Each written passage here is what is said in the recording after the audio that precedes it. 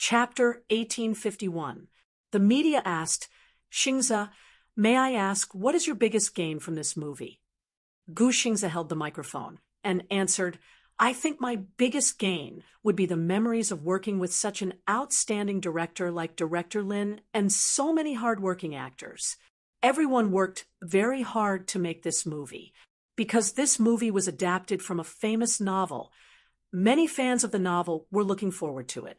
In order to live up to the expectations of the fans, everyone worked very hard.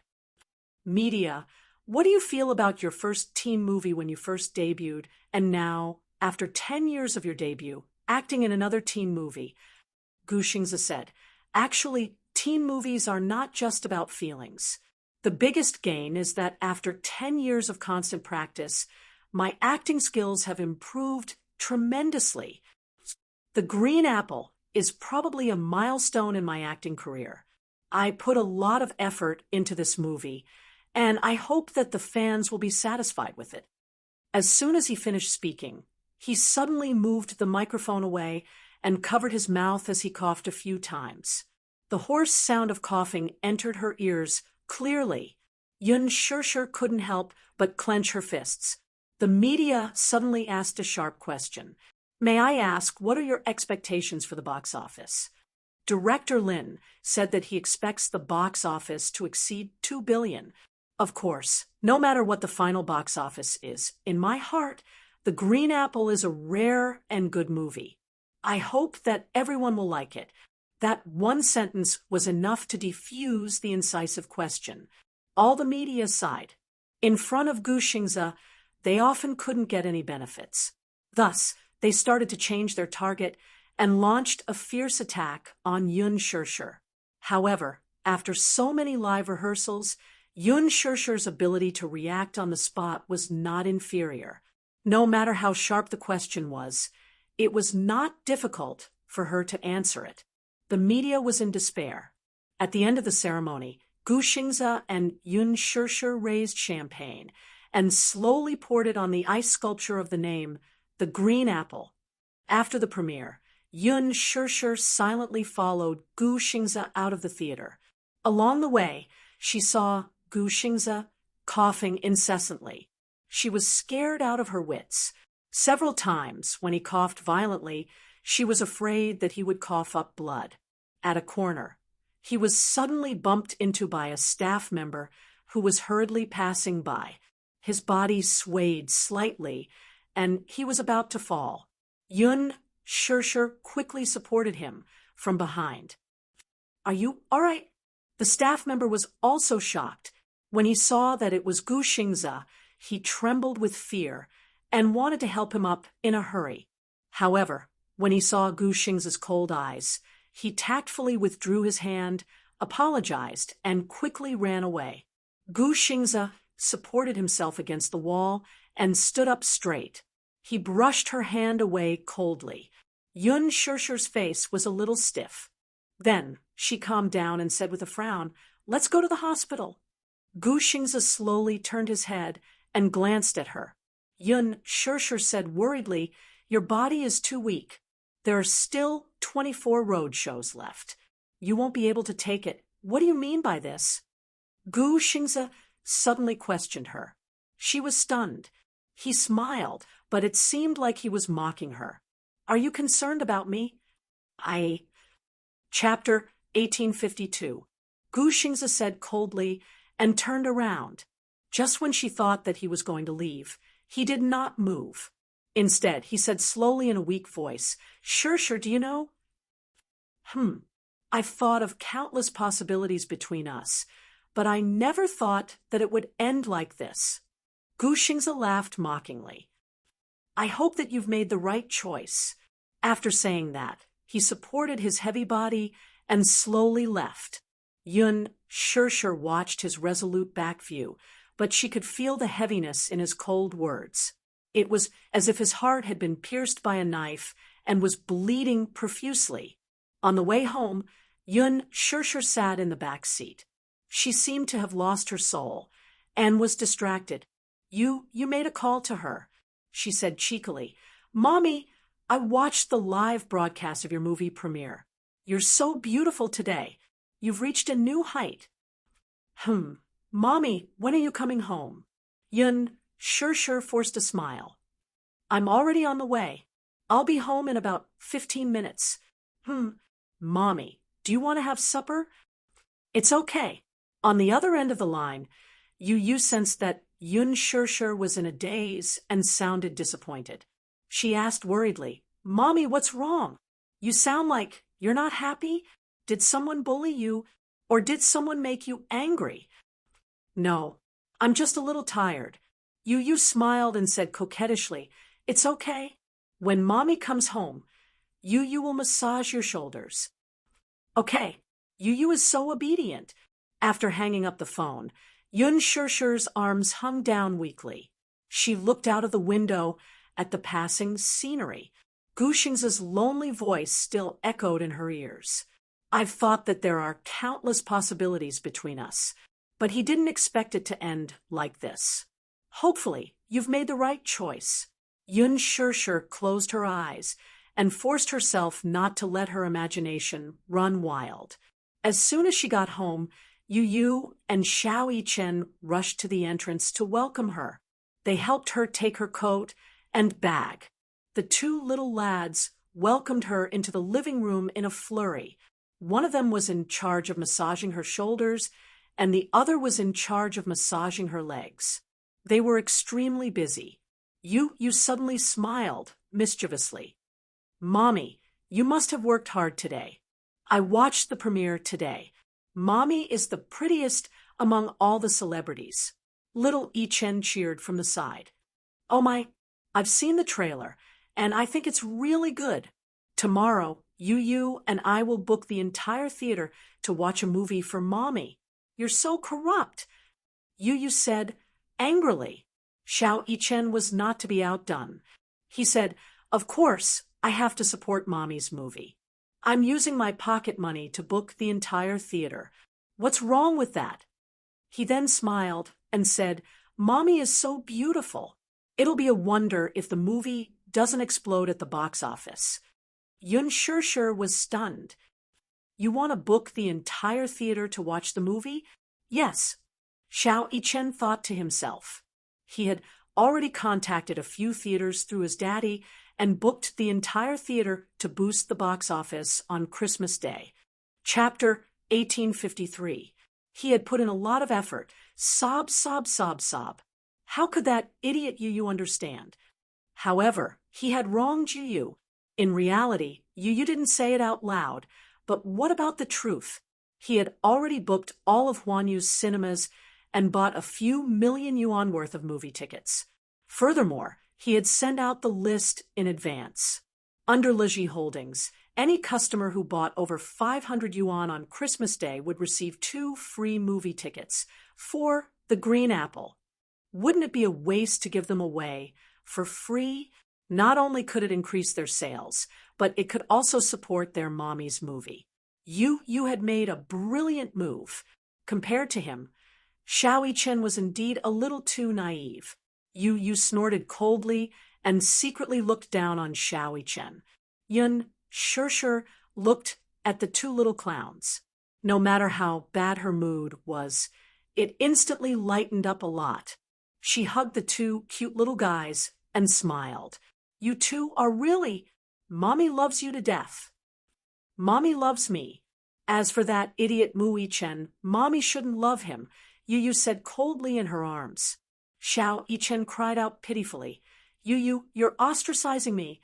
Who's ostracizing you?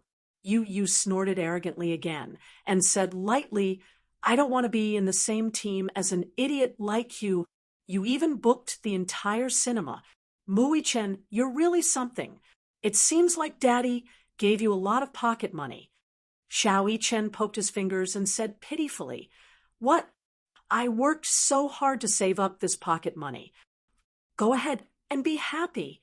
How many kids your age have a few million yuan in pocket money? You said coldly. Mu Yichen pouted and sulked. Yu seemed to feel uncomfortable if he didn't bicker with him for a day. After spending so much time with him, although he was used to his arrogance and sharp tongue, It still hurt to be ridiculed once in a while.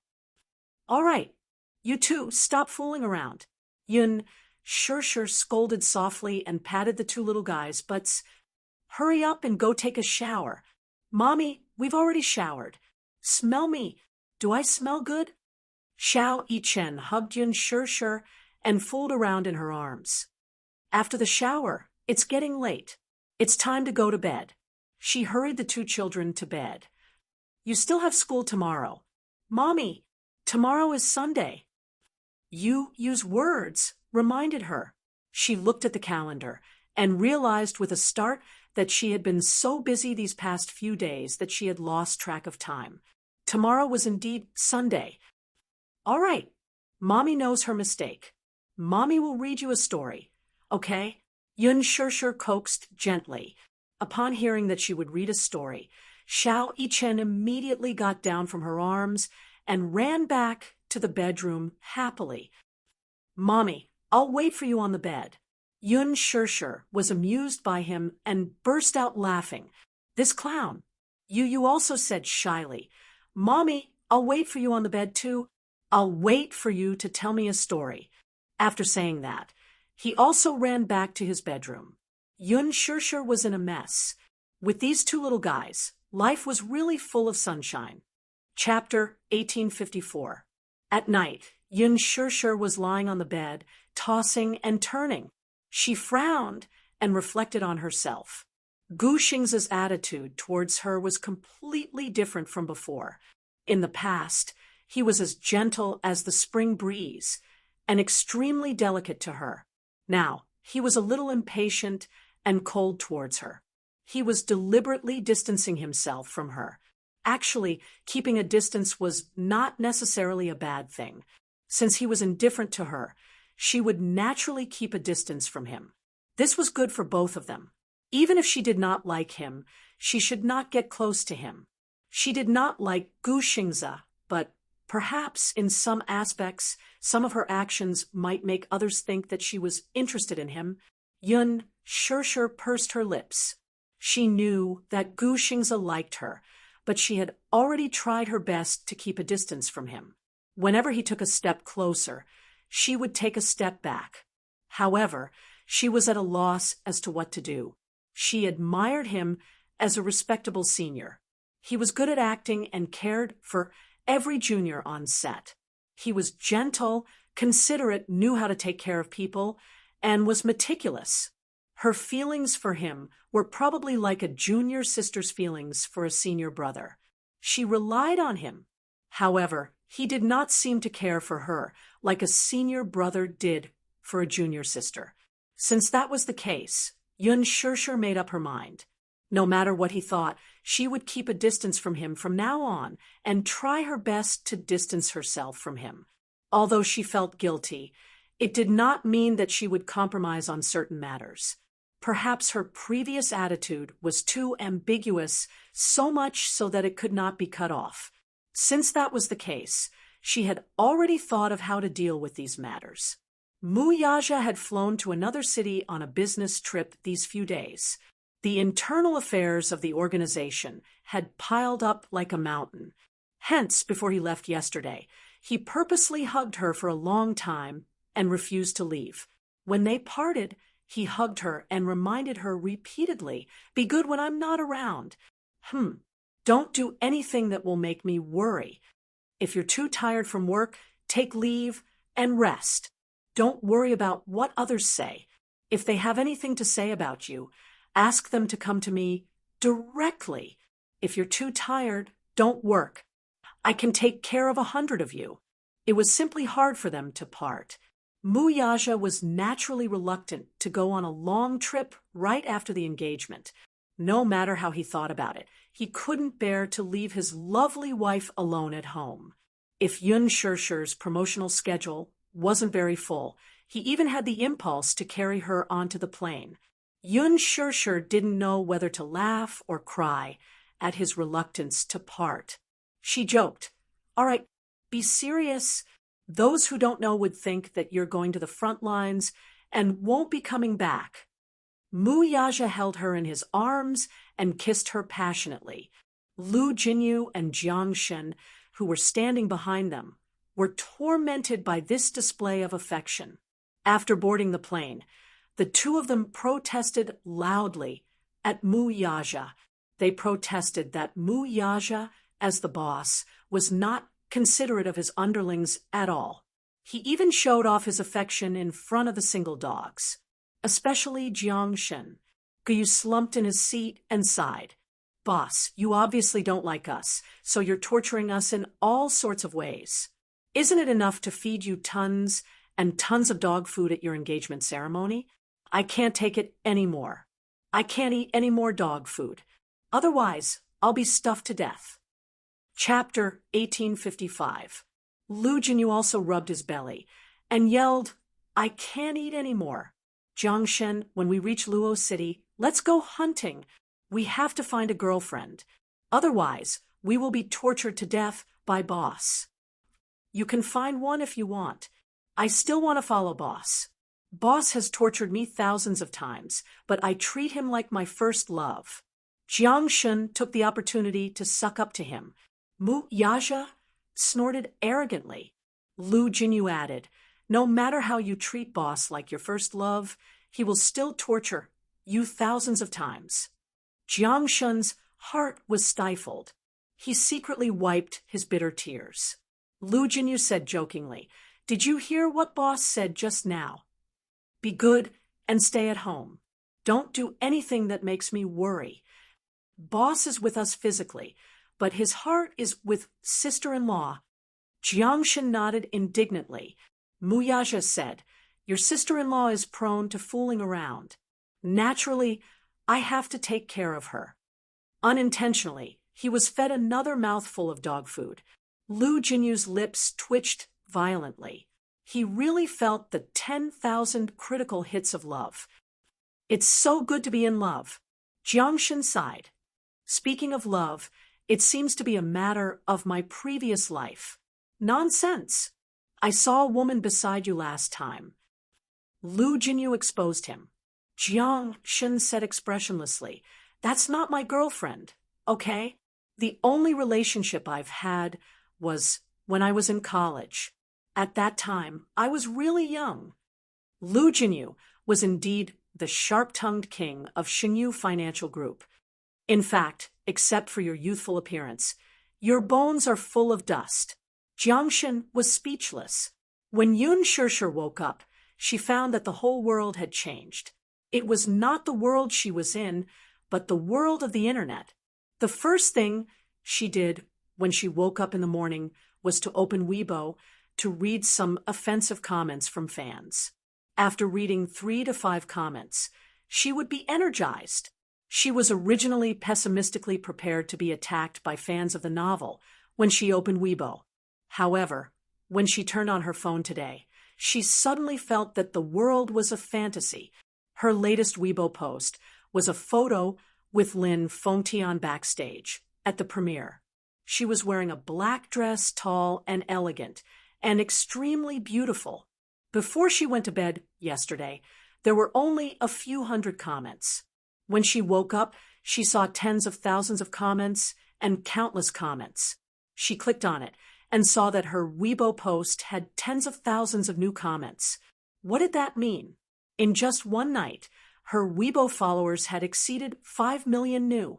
Yun Shishir was stunned. She thought that the system was retarded, but after flipping through a few pages, she found that every new comment was a live fan's message. The system did not malfunction at all. Fan A. Shishir, you, as a loyal fan of the Green Apple, I attended the movie premiere yesterday. Oh my God, this is the first time I've seen such a beautiful person in real life. Become your fan. Fan B, when I first saw your movie poster, you were so beautiful that you didn't look like a human being. I thought you had a strong post-production team. I didn't expect you to be so beautiful in real life.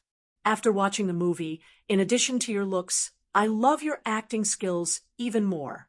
Every look in your eyes is full of love. I'm going to watch it again today. Supporting you. Chapter 1856. Fan D, I used to hate you. Hate you. Hate you. Because I'm Gu Xing's diehard fan. Back then, I was wondering where you came from and how you could become Master Xing's imaginary lover. But after watching the movie, I realized that you and Master Xingza are really compatible. I hope you two are really together. Heart, heart, heart, heart, heart. Fan E. Yun Shir, what a poetic name. I had a deep impression of you, but I always thought you were like the other young actresses, with only looks and no acting skills. After watching the movie, I realized that you're a real idol with real skills. I hope you become more and more popular. Yun Shir scrolled through the comments again and again. Most of them were from fans who had watched the movie and left comments on her Weibo. Of course, there were also anti-fans sent by other female celebrities and Gu Xing's diehard fans who attacked her. But even so, many of her fans stood up to criticize and protest. Since her debut, this was the first time she felt the power of her fans. The feeling of being protected and respected was great. The feeling of using her acting skills to conquer the audience was great. The feeling of being able to gain fans because of her acting skills was great. Previously, Lin Fengtian had a private conversation with her and said that her looks were considered one of the best among the young actresses in the industry. She was even more beautiful than the rest. In terms of acting skills, she was also better than many others, but compared to some veteran actors who were at the pinnacle of acting, she was still lacking. He had told her more than once, looks will fade with the passing of youth. No one's looks can surpass the cruel years, but their acting skills can. A truly respectable actor not only has outstanding looks, but also a professional attitude and constantly improving acting skills. You have great potential. If you work harder, you'll definitely go far on this path. Yun Shir saw the passionate comments from her fans and instantly felt her blood boil. She was greatly encouraged. That was enough. Her first film was able to gain the recognition of many fans of the original work. That was already the greatest affirmation for her. However, other than that, the surprise seemed to be far from that. Soon, news of success came from the crew. On the day of the premiere, the real-time box office sales had exceeded 100 million. Although there were still a few hours before the end of Christmas, the box office sales continued to increase. It had become a dark horse among the movies released on that day. It had even surpassed the results of many Hollywood blockbusters and won the crown. Movie fans went crazy. They were full of praises for the movie. The rating on Douban was as high as 9. 2. Compared to the harsh rating system, this was considered an outstanding result. Even Lin Fengtian did not expect the movie to be so successful after it was released. It had far exceeded his expectations. The thing that Yun Shir didn't even dare to think about happened. She held her phone and looked at the rising real-time box office. The trending terms about the movie on Weibo had reached the top. Fans kept coming out of the theater and showing off their ticket stubs on Weibo. They were very positive about the movie. Many fans of the original novel expressed that the degree of restoration of the movie had far exceeded their expectations. Some of the most detailed plots in the original novel had been preserved and restored as much as possible. Chapter 1857. High box office sales, but poor reviews were inevitable. Many movie adaptations of novels often attracted fans of the original novel to the cinema. However, due to the lack of originality, they ended up in an awkward situation. The author of the original novel, The Green Apple, posted on Weibo and posted a photo of the male and female leads kissing passionately in the cinema. She said, "Thank you, both of you are excellent actors. In my heart, both of you are Yin Xiaochuan and Yin Dongyu. Your performances are outstanding." Feeling flattered, Yun Shir gave him a thumbs up. On a morning without any work, she lazed in bed, holding her cell phone and reading the comments left by her fans. She really wanted to read every single comment, be it praise or criticism. She wanted to finish reading them all. When Yu knocked on the door and entered the room, he saw Yun Shirshir curled up under the covers, holding her cell phone and smiling. Seeing this, he couldn't help but feel better. "Mommy, you're so lazy today. It's already 9:30. Why are you still lazing around in bed?" Yu ran to the bed and made a move to lift her blanket. Yun Shirshir wrapped herself in the blanket and pleaded, "Yu, don't lift Mommy's blanket. Mommy knows her mistake." Yu pursed his lips and smiled helplessly. Then he snuggled under the blanket and hugged her. He asked, "Mommy, what are you looking at?" "Weibo." "Oh." Yu raised his eyebrows and smiled. "I saw the entertainment news this morning saying that The Green Apple is ranked first in the real-time box office sales. Moreover, it's tens of millions of yuan behind the second-place movie. That's great." Yun Shirshir pressed her cell phone against her chest and said, "Emotionally, there's a sense of accomplishment that comes from working hard and being recognized. I feel very satisfied to have my efforts respected and acknowledged by others." "It's early in the morning. Is Mommy so happy?" Yu was happy to see that she was in a good mood. After all, his mother had worked hard for this movie. Yu was naturally happy for her that it was a success. Yun Shirshir was also filled with emotions. At first, when the movie was released, she was very nervous. She felt that she wasn't good enough and wouldn't be recognized. Even if she worked hard, she might not be recognized by the fans. Moreover, on the day of the release, there would be many blockbusters competing with her. She did not want to be a hit. She only wanted to be able to fight steadily. At the very least, she did not want to be known as a beauty with poor acting skills. When it came to acting, it was purely out of interest and not because of the vanity of wanting to be famous. In the evening, the real-time box office sales were finally confirmed. On the day of the screening of The Green Apple, it had achieved a box office of 150 million yuan, breaking Lin Fengtian's expectations. That night, the film crew held a sensational celebration party. Although Gu Xingze was absent, all the main cast members present were looking forward to the final box office earnings of the film. Everyone believed that the final box office sales of the movie would definitely exceed Lin Fengtian's expectations. 2 billion shouldn't be too difficult to conquer. On the night of the celebration party, many media outlets participated in the party and published many articles. Huanyu struck while the iron was hot. They threw in a lot of resources and carried out the post-production publicity. It was almost explosive publicity. The front pages of all the major web portals, Weibo, forums, Tieba, and online guilds were bombarded one after another.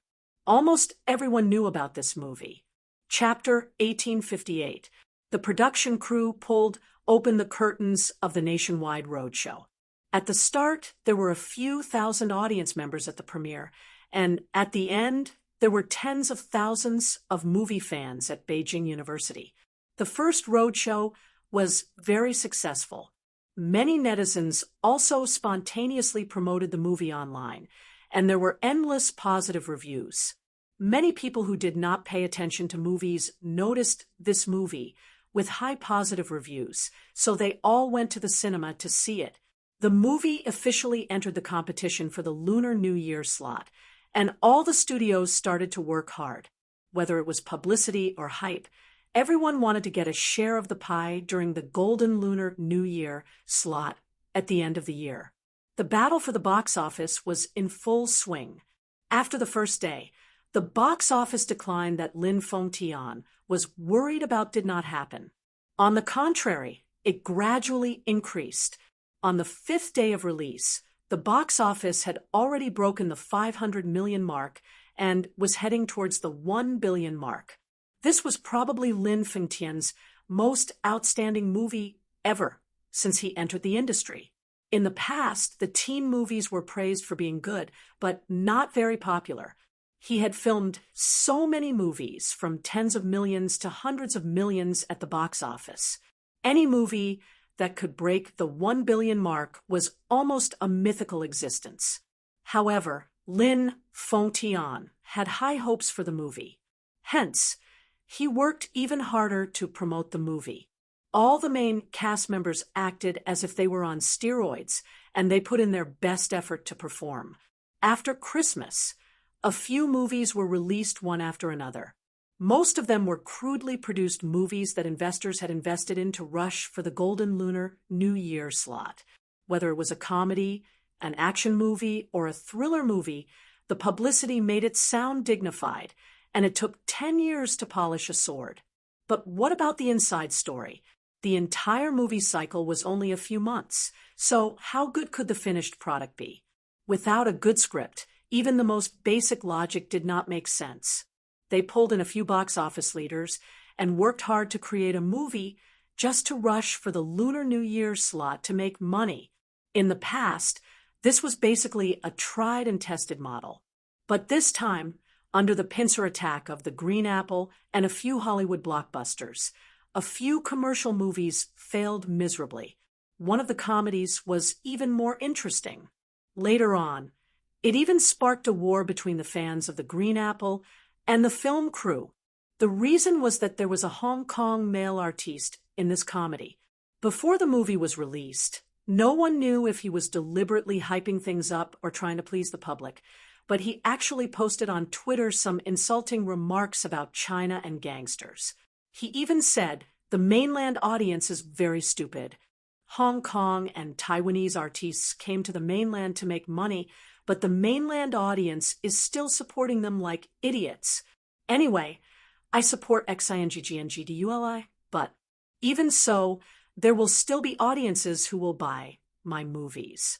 This explosive statement caused an uproar in the Chinese entertainment industry. Yun Shishir was no stranger to this male artist.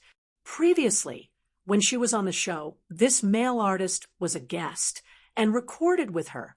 Backstage, he actually tried to take advantage of her and got slapped by her in return.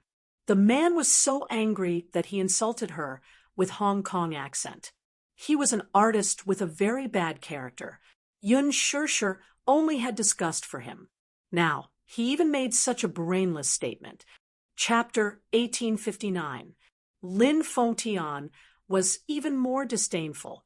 He came all the way to the mainland to make money and even scolded the mainland audience for being brainless.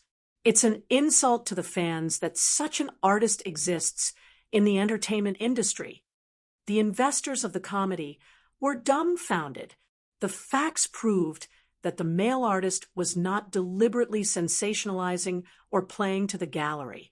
He was a gangster in his bones. In the end, he went overboard. Hence, the movie called The Secret Service Team Next Door triggered a large-scale boycott by the netizens. The investors complained incessantly. They worked through the night to remove the artist's name from the poster. Scenes involving him in the movie were deleted as much as possible. He, who was supposed to be the male lead, was edited to be a passerby. But what was the point of cutting out the male lead scenes just like that? Moreover, this person's comments had seriously hurt the feelings of the mainland audience. Even if the investors tried their best to salvage the situation, what was the use? On the day of its release, the box office was dismal. The netizens joined forces to boycott the movie and only earned a few million at the box office. It was utterly embarrassing. There were even netizens who questioned why a movie with a gangster artist was still released in theaters. Many theaters were so frightened that they pulled the movie from their shelves and reduced its screening rate to 0. The investors, who were originally full of themselves, were dealt a painful blow. They had been preparing for months for the moment of profit. Because of this brainless artist, the box office was so dismal. Hence, the investors issued a ban on the male artist. A few days later, an explosive misunderstanding broke out on the internet. A netizen reported that when she went to the cinema to buy a ticket, she had wanted to watch The Green Apple. In the end, she did not get a printed ticket, but a handwritten one. She suspected that a movie had stolen the box office of The Green Apple. Following that, many netizens commented. Some said that they had wanted to watch The Green Apple, but ended up getting tickets for The Secret Service Team Next Door. She tried to reason with the cinema, but was met with rolling eyes. This was exposed on the internet, and there were even screenshots as proof. Many netizens also responded to this problem. Most of them had bought tickets for The Green Apple, but ended up getting tickets for The Secret Service Team Next Door. Later, after a media investigation, the results were that The Secret Service Team Next Door earned a few million at the box office, but the attendance was extremely low. It was only 1%. What did that mean? In other words, hundreds of thousands of people had bought tickets, but only a few hundred people had walked into the theater. It really made one not know whether to laugh or cry. She bought a movie ticket, but didn't watch it. What did this mean? This meant that The Secret Service Team Next Door was suspected of stealing the box office. If the fake box office sales were excluded, then the box office sales for the first day of The Secret Service Team Next Door would probably be less than a few tens of thousands. Later, the Judicial Department got involved, and the result was that the investors didn't want the box office to be too dismal and lose face, so they reached a consensus with many cinema chains. When the audience bought tickets for The Green Apple, the box office would be included in the box office of The Secret Service Team Next Door through under-the-table manipulation. The production team of The Green Apple sued the producers of The Secret Service Team Next Door, and the cinemas involved in the incident, seeking compensation of several million yuan. In this way, the production crew of The Green Apple had been hyped up. Chapter 1860. The movie's popularity gave Yun Shirshir a taste of instant fame. Attention, instant fame. The momentum of her fame caused her net worth to soar again and again. The considerable benefits brought by the movie were different from her previous experiences of being famous. It was immeasurable. Previously, Qinzhou had hyped her up. While bringing her fame, it also brought her a lot of abuse and humiliation. But now, she had used her abilities to prove to those doubtful gazes that an actress could be good at acting as well as having good looks. Lin Fengtian was sincerely happy for her. After a roadshow, backstage, he said to her meaningfully, "Shirshir, congratulations! You're really famous now.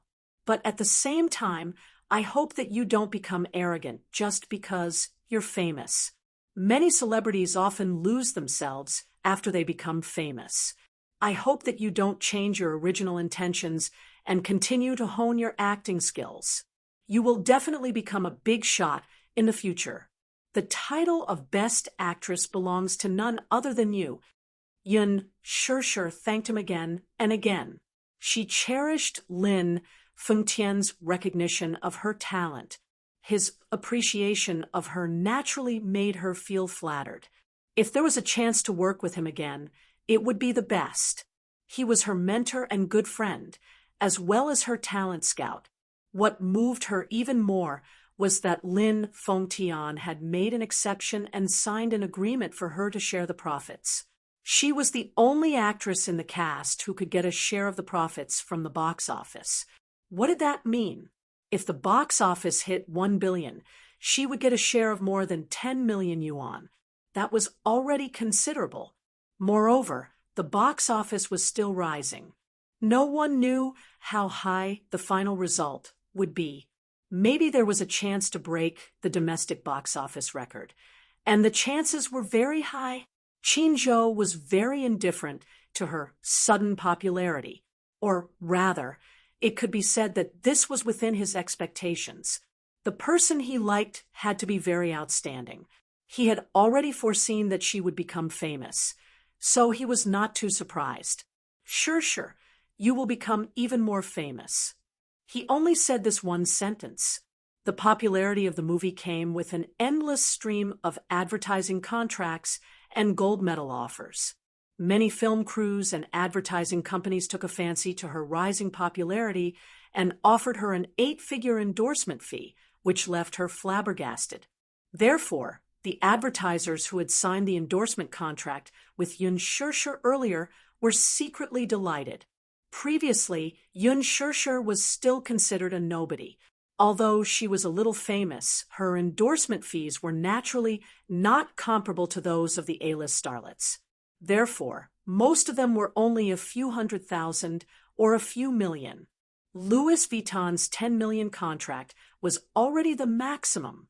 This was all because of Muyaja, but now, with hundreds of millions of box office earnings, she had become a hot commodity in the eyes of advertisers, and advertising contracts had been thrown at her one after another. At the same time, many high-traffic program groups also invited her to appear on their programs. For a moment, she was in the limelight and became a popular young actress, attracting the attention of everyone. More and more audiences noticed this newcomer with good acting skills, and she also attracted the attention of many well-known directors. She received so many offers that her hands were about to go soft. Qin Zhou was very busy reading the script. Yun Shirshir also worked at night. She stayed up late to read the script, but the more she read, the more dizzy she felt. There were many offers, more than 10 scripts, and it was not a joke at all. There were web dramas, period dramas, idol dramas, palace dramas, and even spy dramas. Chapter 1861.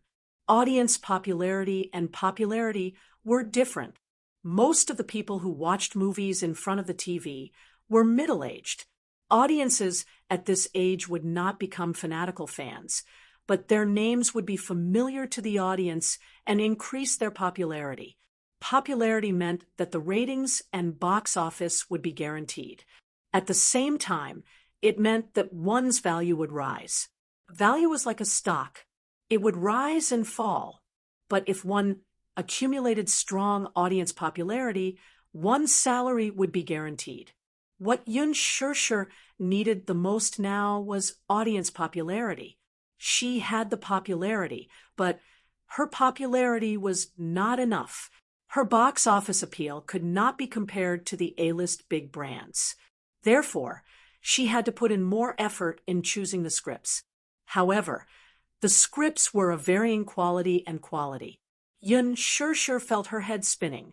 However, when it came to picking scripts, Qin Zhou had a unique eye. When it came to scripts, he was extremely picky and strict. He didn't even look at some of the crudely written scripts, nor did he accept any of them. Most of the film contracts he accepted were usually made after staying up late to read the script and thinking it over and over again. A good script was difficult to evaluate. Although some scripts had low production rates, they were good scripts. Some scripts had high salaries, but to Qin Zhou, they were of no value. She accepted 2 TV dramas and 3 movies. The most exaggerated thing was that her schedule was scheduled for 3 years later. When Yun Shirshir saw that her schedule was full, she felt dizzy and had mixed feelings. This was probably the mixed feelings after becoming famous. Facing the 7-digit increase in her account every day and the increasingly crowded schedule, she did not know whether to laugh or cry.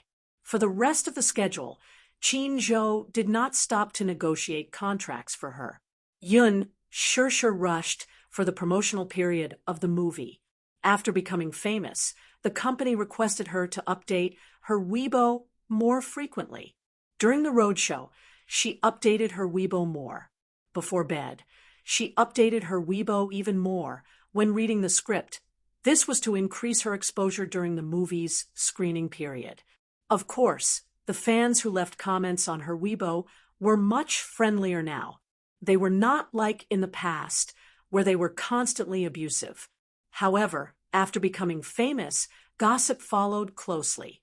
Many people questioned whether her facial features were exquisite, and whether she had undergone plastic surgery or gone under the knife. Many people questioned whether there was any unspoken rules behind the scenes for her to work with a top director like Lin Fengtian in her first film. Many people even suspected that she was trying to ride on Gu Xingzi's popularity by collaborating with Gu Xingzi on a dating program. Rumors about her and Gu Xingzi were also spreading like wildfire. However, most netizens felt that she and Gu Xingzi were a match made in heaven. At least, they were good-looking. Some of Gu Xingzi's fans even turned from haters to fans because of the movie The Green Apple. The lucky couple was also in full swing. Yun Shishir's heart was in agony when she read those unfounded reports. She felt even more helpless. This kind of hype was really unfair to Gu Xingzi. But back then, she was the one who gave her permission to create a scandal. Although Qin Zhou was the one who forced her, Yun Shishir felt disgusted that she was trying to ride on his coattails. His head hurt.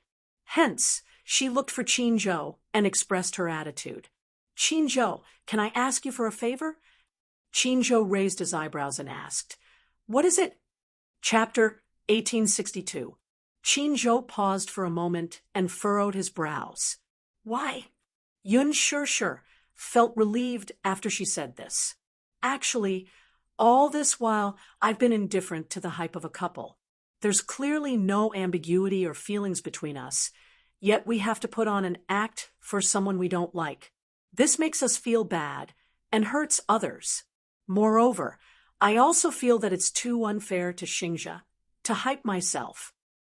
It wasn't because she felt that such hype was worthless because she was popular. It was because she wanted to achieve success with her acting skills, not hype. Qin Zhou was reading the documents beside him. He was so busy that he didn't even look up. He said indifferently, I remember telling you that if you want to take root in the entertainment industry, commercial hype is very important. This is a way of operating.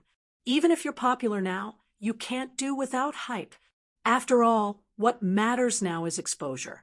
If you don't have enough exposure, you naturally need hype to maintain your exposure in front of the public. So, it has nothing to do with who is fair or not. Moreover, because of the hype of the relationship, Xingzhi's exposure has also increased greatly. This is the best of both worlds.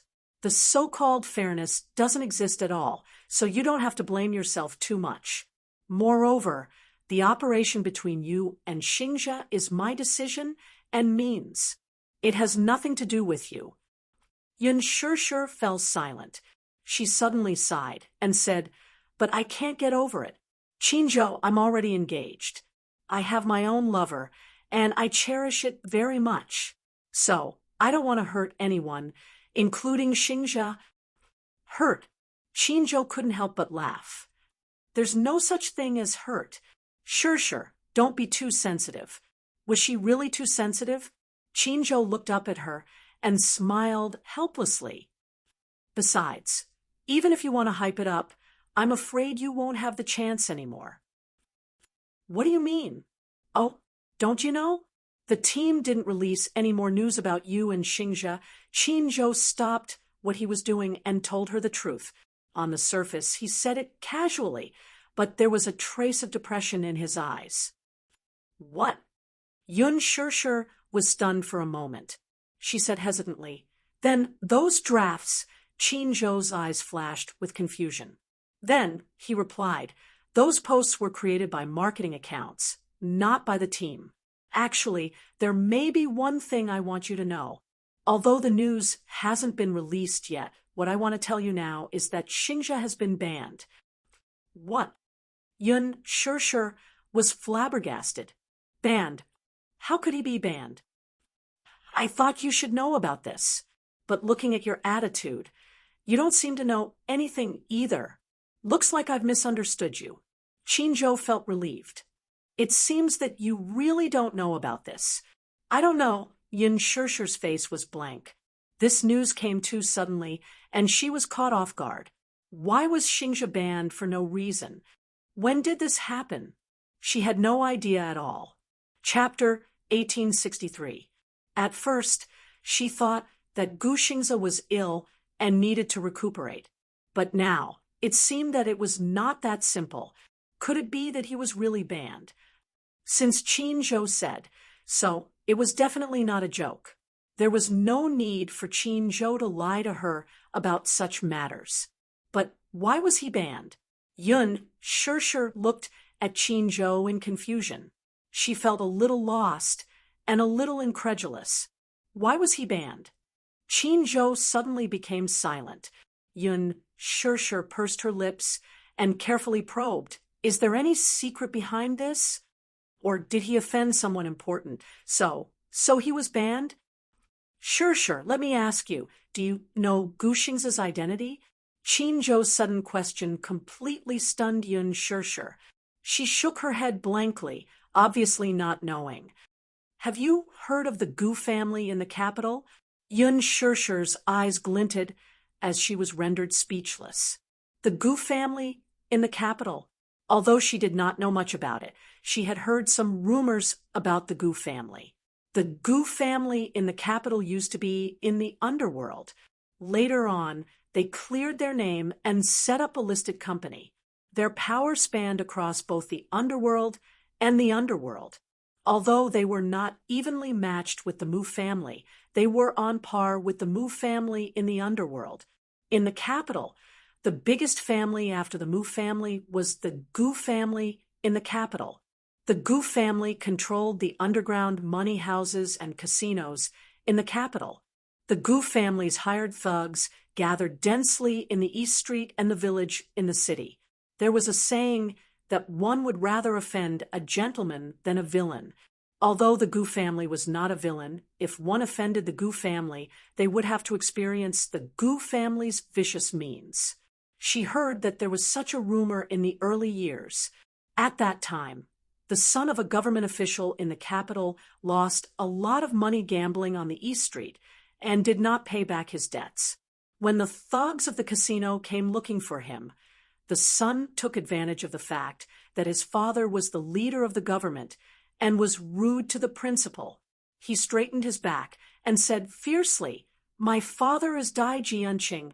Everyone in the capital knows the Dai family's reputation. You little hoodlums, don't you know who I am? You're here to collect your debt. Hee. Wait for me to tell my dad.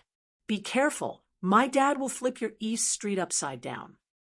When the hooligans heard this, they looked at each other and smiled. They turned around and tied him up in the car and took him back. As for what happened afterwards, it was rather shocking. It was said that after this brat was taken back, his attitude was very tough and arrogant. He probably relied on his strong background and spoke in a very foul tone. He even threatened to raze the Gu family to the ground.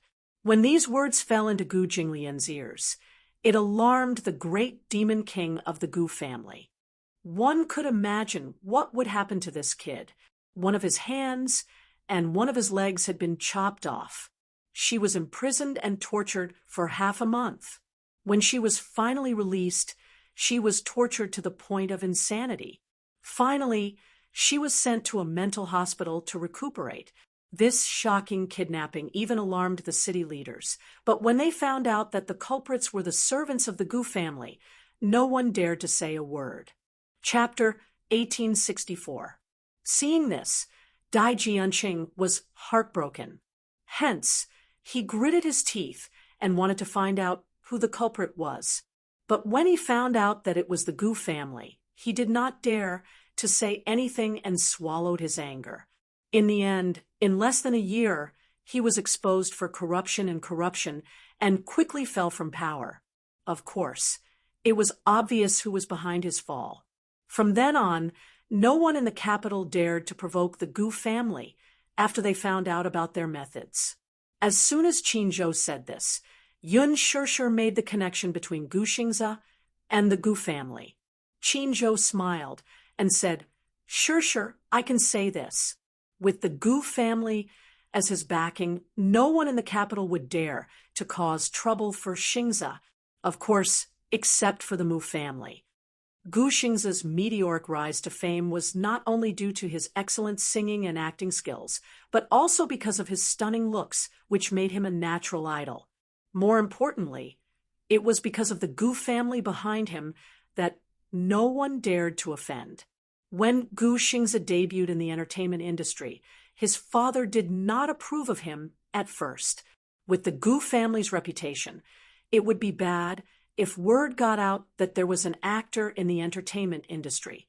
But after Gu Jinglian took over, not only did he not interfere, he even started to pour a lot of resources into Gu Xingza. Everyone knew that some of the Gu family's power and assets were shady. Naturally, they needed a clean name. Although they had established a listed company, it would be too ostentatious if they invested a lot of money. Hence, Gu Jinglian set up a venture capital fund and invested a lot of money into Gu Xingza's movies. It could be said that this was the best of both worlds. Hence, the fact that Gu Xingza was able to stay in the entertainment industry for so long was inseparable from Gu Jinglian's support. Now that Gu Xingza had been blacklisted, even Gu Jinglian could not do anything about it. So, who else could have blacklisted Gu Xingza besides Muyaja? Yun Shirshir sucked in a breath of cold air as she understood what was going on at once. You mean, Qin Zhou knocked on the table, but there was no expression on his face. Other than the Mu family, who else would dare to provoke the Gu family? Why? Yun Shirshir couldn't figure out why Muyaja wanted to ban him. Shirshir, you're so smart. You should know why Xingzha was banned. Qin Zhou's eyes were unreadable. The meaning behind his words was self-evident. Yun Shirshir was stunned for a moment. She suddenly thought of something and lowered her head helplessly. Both of them sat in silence, but they had a tacit understanding. I didn't want to end up like this, but you know what? Xingzha likes you very much, and for your sake, he's silently giving his all, but maybe it's just not fate. But this kid seems to have been bewitched. There are so many women, but it seems like he only wants you. Qin Zhou suddenly smiled and looked at her playfully. I have to say, Shirshir, your charm is really great. You're the only one who can make Xingzha fall head over heels for you. Yun Shirshir kept quiet, but you don't have to blame yourself. This has nothing to do with you. He's the one who can't get over it. I've already warned him many times, but he doesn't listen. There's nothing I can do. I already knew that this day would come. If he doesn't restrain his feelings for you, he'll definitely anger Chairman Mu. Chairman Mu's ban was also within my expectations. Chapter 1865. I didn't know that he has such feelings for me. You're so stupid. Can't you tell? Why do you think Xingzha is willing to use his own resources to support you and give you such exposure when you just debuted? Do you think Xingzha accepted the Love Diary when he never participates in reality shows? Qin Zhou paused for a moment, his heart aching for her. Can't you tell? Gu Xingzha is just doing it for you. Even if it's fake or just an act. He wants to have you, even if it's just an act. Can't you tell? The love and doting he shows for you on the show is not an act at all. Enough. Yun Shirshir suddenly interrupted him. Why is he doing this? If he doesn't want to, he doesn't have to accept it. What do you mean by acting? I don't want him to be like this. I only respect him as a senior. I don't have any other feelings for him. He'll only disturb my heart and cause trouble. I cherish my friendship with him, but he doesn't treat you as a friend at all. Qin Zhou frowned. Yun Shirshir closed her eyes. I know, but I feel even more guilty when he acts like this. Qin Zhou looked at her silently and suddenly smiled. Don't feel guilty. If you really feel sorry for Xingzha, don't see him again. Let him forget you and cut off his feelings for you. Whether it's him or you to him, it's a disaster. You understand? Yes. Don't worry. Chairman Mu has been merciful to Gu Xingzha, and didn't make things difficult for him. He banned him because he didn't want him to pester you anymore. That's all. When Yun Shirshir left Qin Zhou's office, she held her arm and was in a daze. Qin Zhou's words were still ringing in her ears. All of Xingza's work has been put on hold. With Chairman Mu's ban, no production team dares to invite him to do shows. All the production teams have also removed him. I'm afraid he won't be able to appear in front of the public for a long time. After being frozen, he's now recuperating at home. I hope he can be alone and think it through. After Gu Xingza was banned, his Weibo stopped updating. The fans were extremely sensitive. After all, before this, Gu Xingza's update frequency was maintained at 1 update a day. Her fans were extremely worried about her Weibo that had not updated for 10 days. The most recent Weibo post had hundreds of thousands of comments. They were all asking why their idol had not updated for so long. Could it be that something had happened? All the fans were extremely worried. Some people even speculated that Gu Xingza was suffering from depression. Recently, he had been very quiet on the show. He did not have much energy, and the melancholy in his eyes made his fans feel as if their hearts were being stabbed by a knife. Some people even dug up the photos of Gu Xingza's pale and sickly face at the premiere ceremony not long ago. They were worried that their idol's body had collapsed from overworking.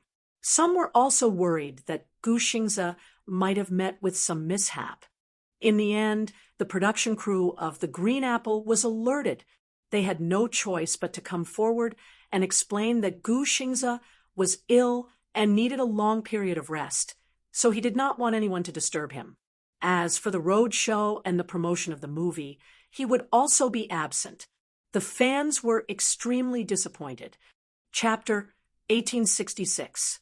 However, everyone was well aware of the situation. Gu Xingza was indeed sick, but he might not be able to make a comeback after this retirement. Lin Fengtian was even more regretful. Qin Zhou announced to the public that Gu Xingza was unwell. Other than Yun Shirshir, even Lin Fengtian did not know what was wrong and thought that Xingza was really sick. In the next few days, Yun Shirshir was extremely busy. She was busy with the promotion of the movie, the filming of Lethal Beauty, the promotion on Weibo, and the performance on variety shows. Her entire schedule was packed to the brim, and she did not have any free time. After becoming famous, she could not adapt to the huge workload that came with it. It turned out that becoming a celebrity, especially a celebrity who became famous overnight, was actually such a tiring thing. A moment ago, she was still sleepy and in a daze. The next second, she was brought to the dressing room. After a lot of trouble, she appeared in front of the camera beautifully and cooperated with the media's interview with a smile on her face. After the interview, there was almost no time to breathe. She was quickly brought to the fashion magazine studio by Qin Zhou to shoot a fashion blockbuster. At night, she had to rush to finish her scenes and was dragged by Qin Zhou to read the script. She was so tired that her heart bled. During the busy break, Qin Zhou teased her. Shirshir, how does it feel to become famous overnight? Yun Shirshir was so tired that she did not want to talk. She only rolled her eyes at him. Qin Zhou was amused by her glare and laughed out loud. Of course, there were also things to be happy about. For example, the balance in her account had finally broken through the 10 million mark. In the past few days, she had negotiated a few advertising contracts and was earning money like crazy. 2 of the big advertisers had already transferred the money. She endorsed many products, from the small ones to facial cleansers, shampoo, and skincare products, to the big ones to luxury cars, department stores, and luxury brands. Because she endorsed a mobile phone, she had no choice but to replace her old one. The advertiser requested that she had to use their company's mobile phone whenever she attended public events, even if she was walking through the airport. Yun Shirshir did not know whether to laugh or cry. Looking at her life, it was really full of ups and downs. She could not help but sigh. On this day, Yun Shirshir had just rushed back to the set for filming. Today, she had a scene with Hua Jin. Ever since the two of them quarreled last time, Yun Shirshir's attitude towards Hua Jin was much colder. As she and Hua Jin did not have many scenes together, they rarely had the chance to meet each other again. This time, she was returning to the set to act in a scene with him. Hence, in the dressing room, the two of them had a face-to-face confrontation. Sure, Hua Jin had just walked into the makeup room when he spotted her. He happily walked over and sat beside her, nuzzling her gently. You haven't been on set for the past few days. Are you busy promoting the movie that has just been released? Yun Shirshir ignored him. Hua Jin's eyes were filled with desolation as he asked guiltily, Why? Are you still angry about that matter? Yun Shirshir continued to ignore him. Hua Jin panicked and looked aggrieved. Okay. I know I was wrong. Next time, I won't make fun of you or tease you anymore. Yun Shirshir's expression softened a little. In fact, after what had happened, her anger towards Hua Jin had dissipated a little. Thinking back, he was obviously joking. She had naively believed him and could not blame anyone. Forget it. Chapter 1867. All right, I'm not angry anymore, okay? Stay away from me. Don't stick close to me. She pushed him away with a look of disdain. No, I like to stick close to you. Hua Jin saw that her anger had subsided, and a look of joy flashed past his eyes. I've watched your movie. Oh, to support you, I booked the entire theater and invited the film crew to watch it. Hua Jin coaxed her. Yun Shirshir, however, remained indifferent. Oh, why are you so cold? Hua Jin was a little dissatisfied with her indifferent tone. I'm so supportive of you. Aren't you touched at all? Yun Shirshir made an exaggerated expression. I'm so touched. After a pause, her face became indifferent again. Is that okay? Hua Jin complained sadly. Boo-hoo, Shirshir, you're so heartless. Your eyes tell me that you're not touched at all. But Shirshir, your acting is really great. I've watched your movie and realized that you have a special charm when you wear the school uniform. Hua Jin praised and coaxed her at the same time. Yun Shirshir was speechless. Just say what you want to say. You don't have to keep kissing my ass, right?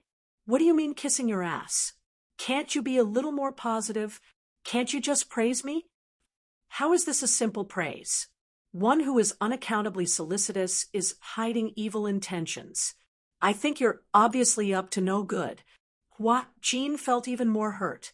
He pursed his lips and stared at her with his watery eyes, as if he was silently complaining. Yun Shirshir continued with what she was doing and ignored him.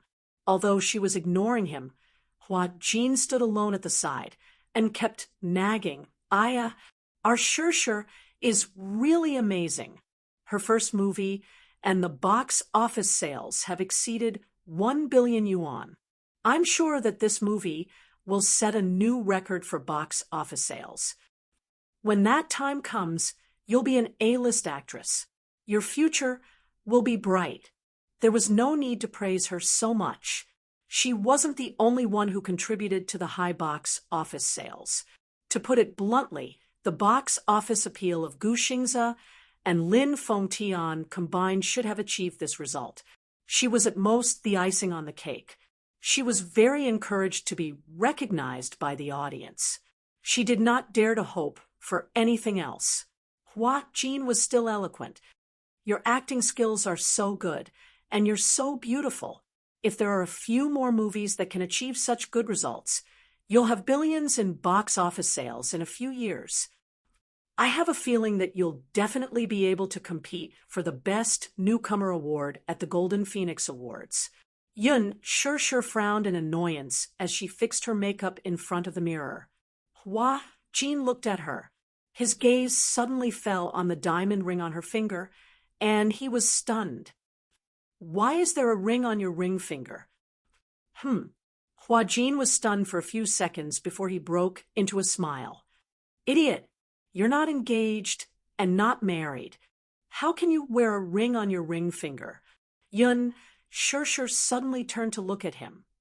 What does it have to do with you whether I wear a ring or not? Hua Jin felt even more wronged. I'm just concerned about you. As he said this, he reached out to grab her hand. You can't wear a ring carelessly. If the media catches this scene, they'll definitely release a statement about your secret marriage. Yun Shirshir avoided his hand and said angrily, Don't move. Chapter 1868. Yun Shirshir smiled casually, but the corners of her lips curled up slightly. She replied softly, Yes, I'm engaged. Hua Jin was stunned for a few seconds. What? He was stunned, and his eyes were blank. Yun Shirshir turned her head and stared into his eyes. She replied seriously, Yes, I'm engaged. Hua Jin was stunned for a moment before he laughed. Are you kidding me? You think I'm you? Do I need to lie to you when I'm just joking around? After that, she turned back and touched up her makeup in front of the mirror. There was a dead silence around her. After such a long period of silence, Yun Shirshir was not used to it. She turned around in confusion and saw that Hua Jin was silent, staring at her without saying a word. What's wrong? Hua Jin frowned, but he could not say a word. He looked inexplicably lonely. You look weird. What's wrong? Shirshir, are you really engaged? Hua Jin still found it hard to believe, but his eyes were full of caution. Yun Shirshir was a little defeated by him. She said helplessly, Hua Jin, I'm really engaged. I'm not lying to you. Hua Jin's eyes widened.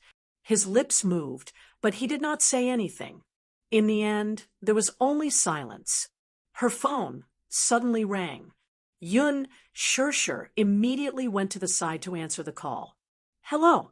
On the other end, Mu Yaja's deep voice was heard. Are you still filming?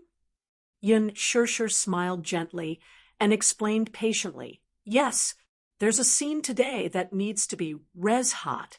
I've been busy with work recently, so there's been a delay. I'm back. I miss you a little. When are you coming back? Mu Yaja's magnetic voice was very clear in the incomparably quiet room. Hua Jin did not have the intention of eavesdropping, but he could still clearly hear Mu Yaja's gentle words. It turned out that was she really engaged? The man on the phone should be her fiancé, right? How could this be? He thought. Yun Shirshir held the phone and gently coaxed, Wait for me at home, okay? When I'm done, I'll go home. Good. No matter how late it is, I will wait for you to come back. Yes. A sweet smile appeared on Yun Shirshir's face. She hung up the phone and returned to the dressing mirror. However, she saw that Hua Jin's face was strangely silent. His head was lowered, and his eyes were buried in the shadow of his forehead. She couldn't see what emotions were hidden in his eyes, but the lines of his shoulders were inexplicably stiff and cold. Yun Shirshir's expression froze for a moment. What's wrong with you? She was so energetic just a moment ago.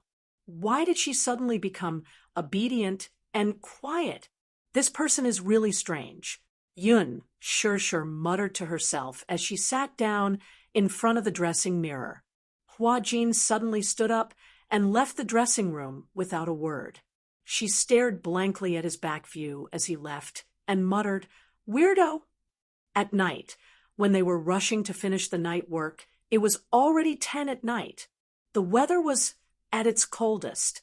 Yun Shirshir could not stand the temperature of a few degrees below zero at night in the north. On the set, she tiredly wrapped herself in a military coat. There were a few times when she dozed off and almost fell asleep. Hua Jin sat beside her, but he was still strangely silent and did not make a sound. She busied herself by pouring hot tea for Yun Shir and running back and forth to ask the set keeper when they could start shooting. It was so nerve-wracking. Chapter 1869. Yun Shir, who was wearing a thin costume, was shivering from the cold even though she was wrapped in a military coat. Her assistant ran back and stomped her feet in anger. Shir, you won't be able to do it for the time being. Lin Ji is such a disappointment. She actually got stuck during filming. Director Gu is scolding her, but no one dares to say a word. If we wait for her to finish, who knows how long it'll take? Why don't you go back to the dressing room to hide from the wind? It's cold at night. Don't catch a cold. No need. Yun Shir shook her head with a cup of water in her hand. Filming is over. If it's my turn and I can't be found, Director Gu will fly into a rage again. Her assistant was both angry and distressed. Still, the weather is so cold. Your body is weak to begin with. What if you can't take it and fall sick? Yun Shir, however, said, there are so many people waiting, yet they don't seem to have any complaints. I'm not the only one waiting. Let's wait patiently. That's true. If you hide in the dressing room, who knows if someone will make sarcastic remarks about you acting like a big shot again. As she said this, she shot a meaningful look at the assistant standing at the side. Both of them snorted at this. As the female lead and the supporting female lead's assistants, they did not see eye to eye with each other. Hence, they often had conflicts with each other in the production team. Yun Shir waited patiently. Lin Ji's ability to dawdle was admirable. It was just a simple scene, yet they still had not finished filming after more than 3 hours. The weather was very cold, and she could not stand the cold. She was shivering during the shoot, and her voice was trembling when she said the lines. Gu Xiaorong was about to explode. He scolded her in front of everyone and gave her a good scolding. Her assistant complained to Yun Shir. Shir, wait. You must do your best. Director Gu is in a bad mood now. If he vents his anger on you, it'll be terrible. I know. I'll try my best to get it done in one take. Yun Shir thought to herself that there was still a man at home waiting for her return. She definitely had to work harder and muster all her strength to pass in one go.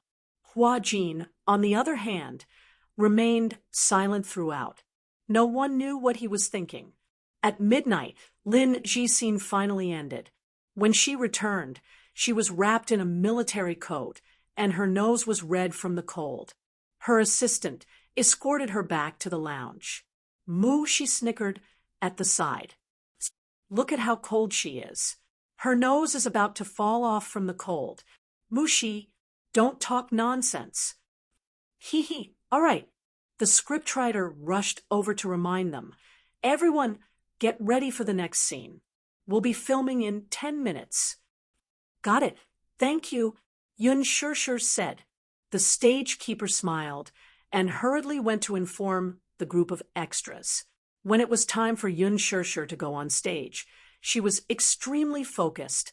Whether it was her positioning, lines, expression, or acting skills, everything was on point. The problem was that the smooth plot was interrupted when it came to Hua Jin. If she was not distracted, she would forget her lines. Hua Jin did not have many lines for this scene. In the past, with his ability, he could pass this scene in one take. However, in just half an hour, he had 3 NGs. He exploded on the spot. Chapter 1870. However, Hua Jin kept his head down and didn't even try to brush him off. He responded lazily, but didn't say anything else. Gu Xiaoyang glanced at his expression and wanted to scold him, but stopped himself. Clearly, he didn't want to offend someone like Hua Jin. He had already vented his anger by scolding him in front of so many people, so he didn't want to be too forceful with him. Thus, he held back his anger and took a few deep breaths before lecturing. Act well from now on. Yes, I understand, great director. Hua Jin's attitude was very casual. Gu Xiaoyang's suppressed anger was stirred up by his flippant and provocative words. He suddenly strode over and stuck close to him. Looking at him, he gritted his teeth and said in a voice that only the two of them could hear, "Don't think that just because you have a strong background, you can be so arrogant in front of the crew. Hua Jin, you were able to get into this crew because you have someone supporting you, but I don't want to be bullied by you. Act well. If you don't want to act, then get lost." "I won't get lost." Hua Jin smiled mischievously and blew out a breath at him. "If you're so capable, why don't you kick me out of the crew? Director Gu, you..." Gu Xiaoyang clenched his fists in exasperation. After enduring for a while, he suddenly stormed off. Yun Shirshir stared blankly at the sudden scene in front of her. She was a little confused. Then she looked at Hua Jin, who was standing there arrogantly, looking as though he wasn't convinced. His handsome brows were slightly furrowed, and he was obviously making things difficult for Gu Xiaoyang on purpose. She walked over and asked patiently, "Hua Jin, can you act well?" The moment Yun Shirshir spoke, Hua Jin's tone inexplicably softened. He smiled and said, "I'm acting well." "Is this the result of acting well? There are problems everywhere, be it your positioning or your lines. It's just a few lines. How many NGs have you had?" Hua Jin pouted and said unhappily, "I'm not in a good condition." "I gave you so much time to adjust your condition, and now you're telling me that you're not in a good condition? Don't you think it's too perfunctory?" Everyone looked over curiously. Seeing that Yun Shirshir actually spoke to Hua Jin in such a tone, everyone was stunned. Everyone in the production team knew that Hua Jin had a strong backer. Hence, he was rather arrogant in the production team, and no one dared to offend him. Even the strong-willed Gu Xiaoyang had to lower his status when speaking to him. But Yun Shirshir dared to speak to him like that in public. Everyone secretly sighed in their hearts. What great courage! Hua Jin did not say anything. However, Yun Shirshir did not stop criticizing him. "Please put more effort into your acting. This is not the first time this has happened." Everyone was tired, especially Director Gu. He had been filming for the whole day. Couldn't he be a little more considerate? Is there a need to drag everyone down and suffer with you on such a cold night? Hua Jin only said one sentence, "I'm not happy." "Not happy?" Yun Shirshir was so angry that she laughed. "If you're not happy, you want everyone to suffer with you? Hua Jin, aren't you a little too selfish?" Hua Jin stared at her, dumbfounded. Then he suddenly said in an extremely strange tone, "Shirshir, are you in a hurry to go home after filming?" "What?" Chapter 1871. Hua Jin's tone was very strange. It vaguely gave off a feeling of jealousy. Yun Shirshir did not understand why he would say such strange things and smiled coldly. Everyone wants to finish filming as soon as possible and go home to accompany their families. Hua Jin's eyes were filled with loneliness, but he laughed at himself. "That's great. Someone is waiting for you to come home, but I'm not." There was envy and disappointment in his eyes. Yun Shirshir. Hua Jin lowered his head and compromised. "Okay, I'll do my best and try to pass it in one take. I won't take up your time." The following scenes were surprisingly smooth. Basically, all the scenes were completed in one take. When Hua Jin was serious, his ability was jaw-dropping. Be it the emotion in his eyes or the dramatic tension in his expression, they were flawless. Everyone predicted that Hua Jin would definitely become the second Gu Xingze. He had such ability and talent. After the scenes were over, Hua Jin still had to stay behind to finish the night work. Yun Shirshir finished her scenes and hurried home. On the way back, Mushi carefully asked while driving, "Shirshir, do you feel that Hua Jin has an inexplicable dependence on you? I feel that he seems to like you a lot." "Of course. It's not the kind of love between a man and a woman.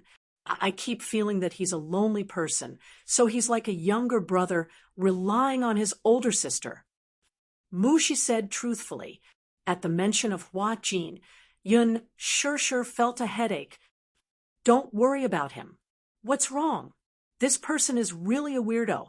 His temper is weird, and so is his personality. Mushi was stunned for a moment before she smiled and said, Actually, I think that Hua Jin is quite a good person. Why do you say that? In the past, when I didn't interact with Hua Jin, I felt quite afraid of this person. It's said that Hua Jin's backer is not ordinary. The backer behind him is mysterious and powerful. Back when Hua Jin joined the cast of Lethal Beauty, you don't know how many young hunks were fighting for his role. A IP drama, like Lethal Beauty, is bound to set off a craze once it's broadcasted. Moreover, the male lead's character is quite likable and has many loyal fans. Basically, as long as one gets this role, it's guaranteed to be a hit. However, with so many people vying for the role, all it took was a few words from Hua Jin, and the role was decided for him. Don't you think it's scary? Yun sure was silent. Also, I heard some insider's news. She suddenly asked mysteriously, Do you know Li Jiuxian? Yes. Back then, in order to be able to act in this drama, he even slept with the producer. In the end, it was Hua Jin who won it. Li Jiuxian is about to vomit blood from anger. Yun sure was surprised. If I remember correctly, the producer of Lethal Beauty is a middle-aged uncle. So what? Mushi did not think much of it, and was clearly used to it. This industry is very chaotic. That producer is gay. Although Li Jiuxian isn't, he's willing to go all out for this role. What's a few nights of sleeping with someone if he can get a gold medal role? Yun sure was flustered for a moment before she muttered to herself, The rich and powerful circle is really messy. Chapter 1872. Actually, that producer wanted to hook up with Hua Jin. However, Hua Jin has a strong backer. Even if he's eyeing him covetously, he doesn't have the guts to do it. Is Hua Jin so popular the moment he debuted? Mushi shook her head. Nope. She continued. Hua Jin only became popular in the past 2 years. Because he has a sugar daddy, his status naturally rose. Before this, he was a money boy. Yun sure was confused. What does a money boy mean? Mushi's lips twitched. You don't even know what a money boy means? MHM. I don't understand. The red light at the intersection lit up. Mushi stopped in her tracks and turned to look at her. Under the dim light, her expression seemed a little blurred. In ancient times, money boys were also known as male prostitutes. Now, you can think of them as male toys of some rich people. Yun sure was shocked. She suddenly recalled what Hua Jin had said to her. I entered this industry because I was sold by my father when I was very young. Could it be his background wasn't a joke? It was real. While she was in a daze, Mushi continued to explain in her ear, Hua Jin used to be a famous male toy. In the beginning, he was a lowly man who accompanied customers in bars to drink. Later, he was bought by the boss of a management company and kept as a mistress for a few years. At that time, Hua Jin was not famous yet. Although he was young, he was handsome and youthful. Many bosses liked this type of man, so he was considered a hot commodity and had been booked by many sugar daddies. Later, the boss of the management company saw that he was handsome and had a good face shape, so he gave him a stage name and tried to promote him as an artist. Who would have thought that after acting in a period drama, it would become so popular? He had also leaped up the ranks and became a popular actor in period dramas. Later, he was taken over by an even more powerful sugar daddy. He's really depraved, Yun sure said in disgust. Mushi shook her head and sighed. Sure, what you're saying is wrong.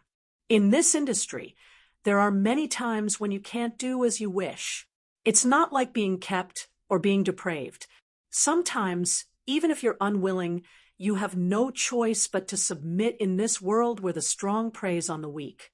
Who would be willing to sell their body? Huajin probably lived an inhuman life in those years. I heard that Huajin seemed to have tried to commit suicide in the past. He cut his wrists in the bathtub, but he was discovered in time and was saved. Yun Shirshir was stunned. However, after this sugar daddy's daddy, it's been different.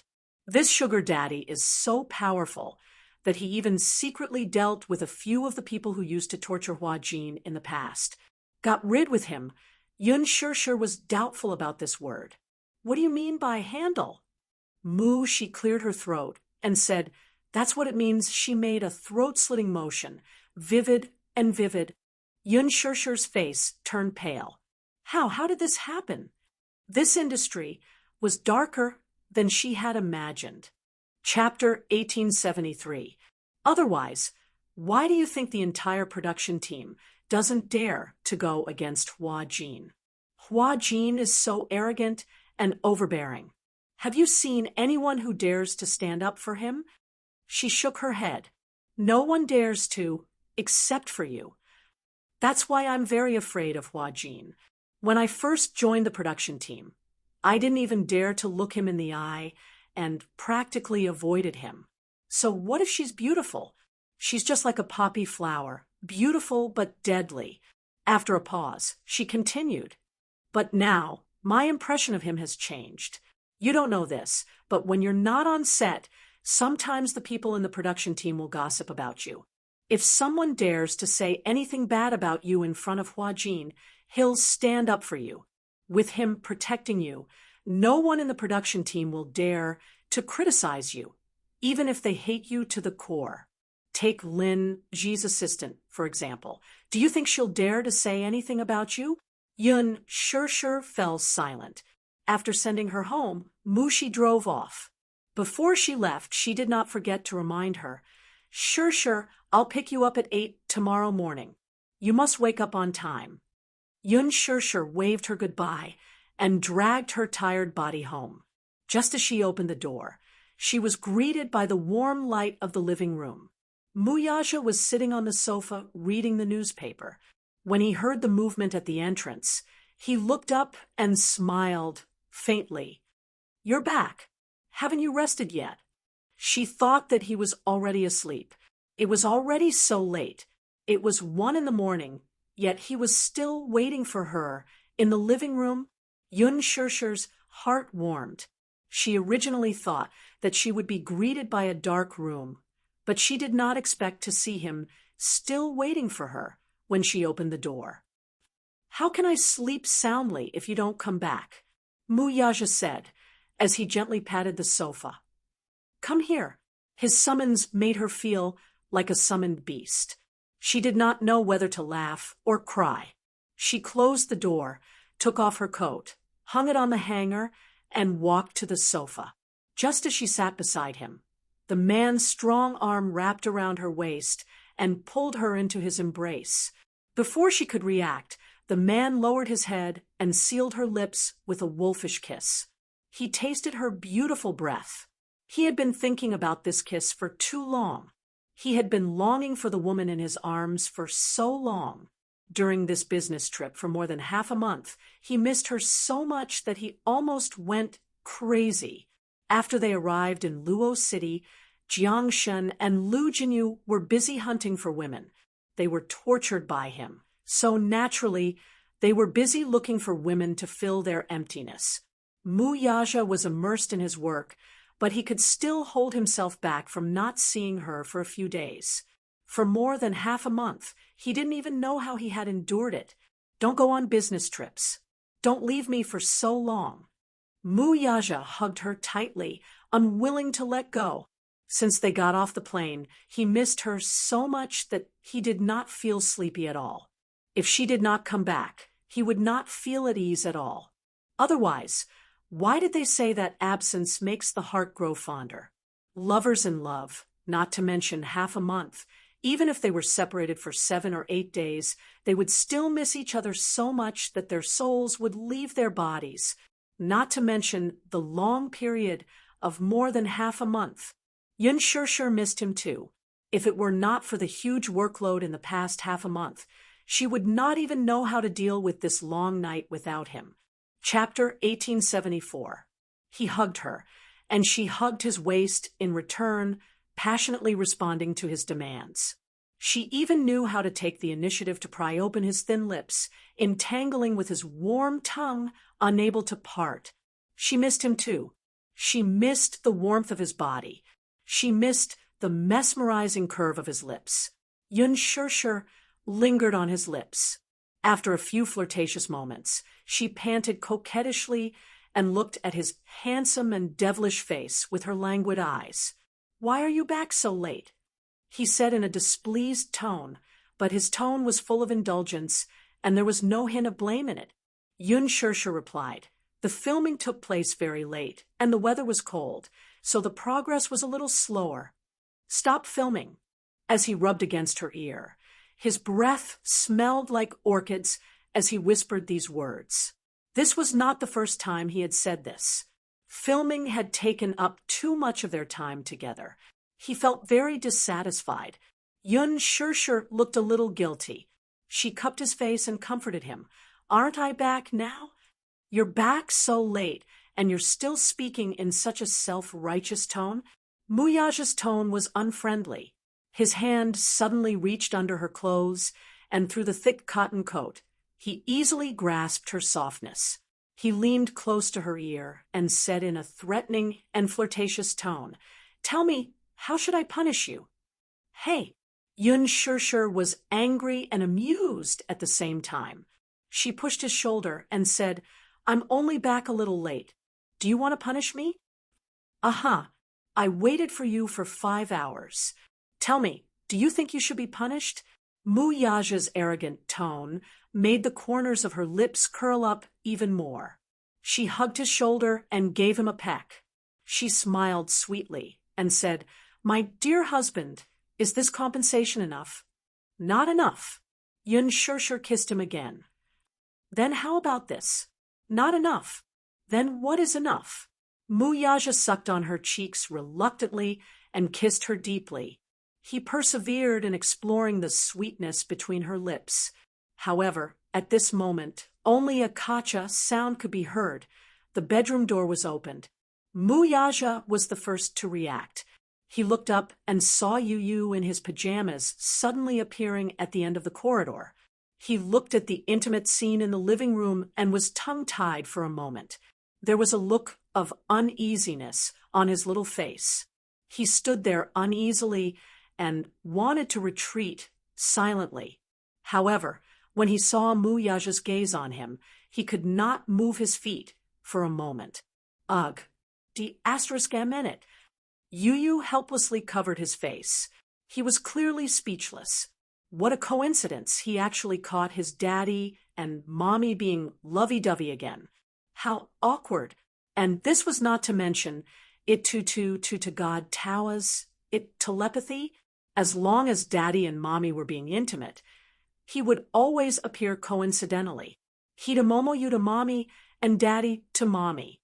To mommy to mommy, to mommy to mommy, and mommy, and to momto, YY to daddy, and daddy to mommy, and momly to mommy, and to momus. Would daddy think that it was premeditated? To daddy on purpose? He was innocent. He was not going to take the blame. You could not hide the awkwardness on his face. Yun Shishir turned her gaze and saw Yu standing there looking tired and embarrassed. She immediately wanted to get up and push Muyaja away. However, the next second, Muyaja pulled her into his arms domineeringly. Chapter 1875. Yu cleared his throat and pretended to rub his sleepy eyes innocently. He said righteously, "I'm thirsty, so I want to get some hot water to drink." Drinking hot tea is a good habit. Approved. Muyaja said calmly. Yu said politely, "Thank you, father, for your permission." Yun Shishir was speechless. Mu Yaja looked at him, meaningfully, and said, "After you've poured the hot water, drink it and go to sleep. You understand?" You exchanged glances with him. The father and son looked at each other with tacit understanding. One of them was using his eyes to say, "I'm busy with your mommy." The other was using his eyes to reply, "I understand. I'll avoid it." Yu nodded and smiled knowingly. "Got it." Then, without looking sideways, he rushed into the kitchen. Within half a minute, Yu returned with a cup of hot tea and walked into the bedroom without looking away. Yun Shirshir was dumbfounded. Mu Yaja kissed her as a form of consolation. "Let's continue." Just as he said that, they heard a cough. The two of them turned around and saw Yu's little head popping out from behind the wall.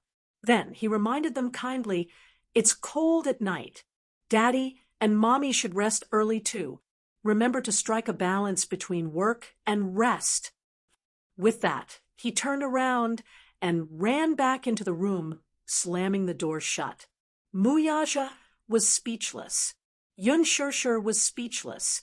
This little clown. Mu Yaja smiled, but he was annoyed in his heart.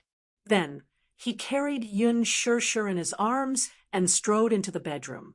After entering the room, the man's ambition seemed to need no more concealment. He held her in his arms and led her small hand to his waist. Yun Shirshir's face burned the moment she touched it. The man's urgency made it clear that he no longer had any patience. He was no longer willing to exchange pleasantries and wanted to get straight to the point. She wanted to dodge, but he was too strong and refused to let go of her hand.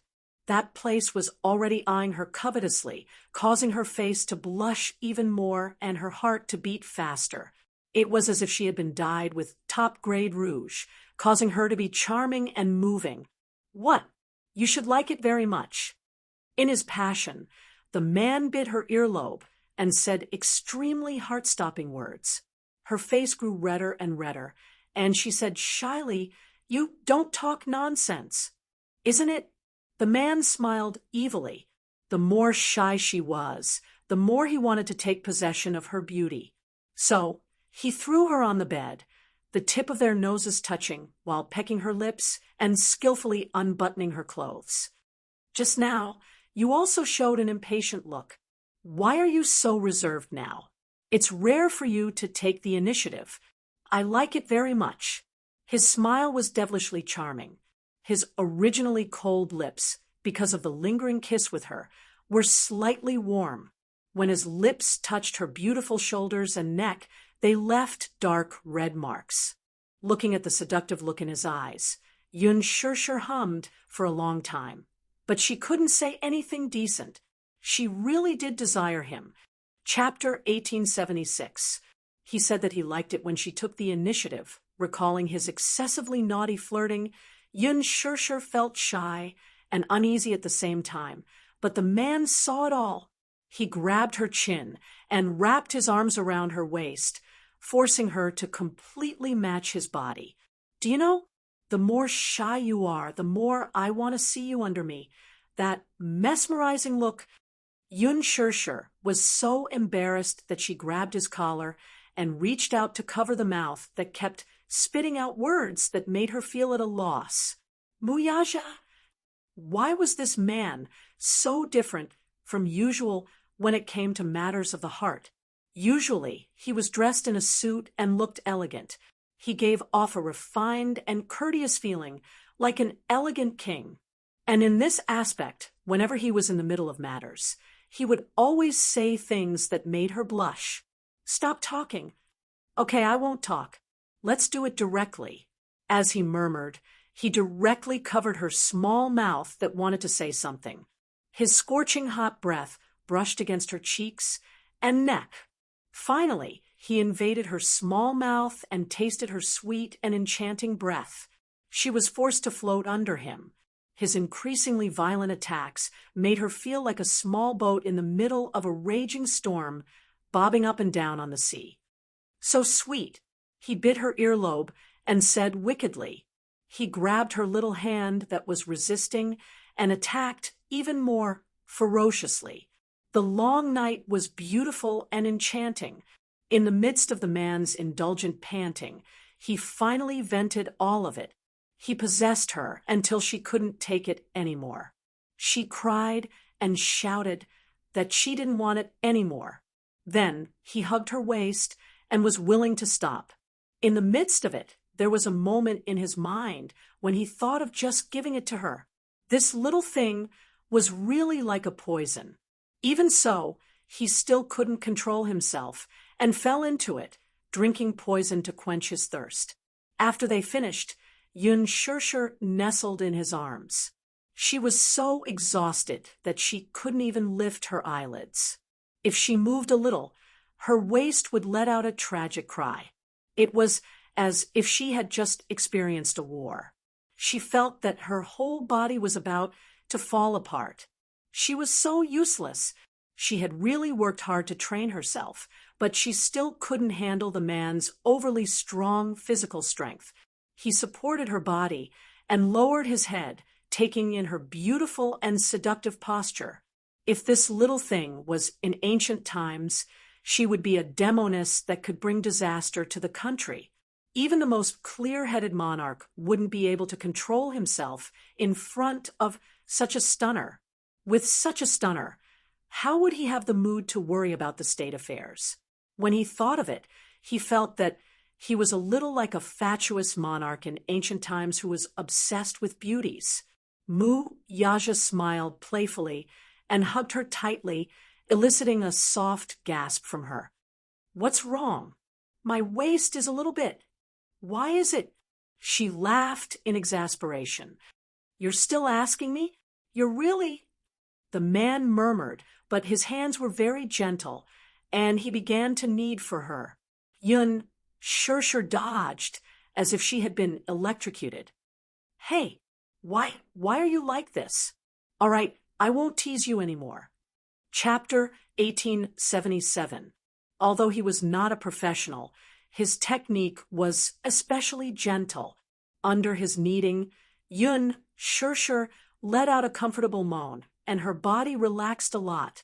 Muyaja was angry and amused at the same time.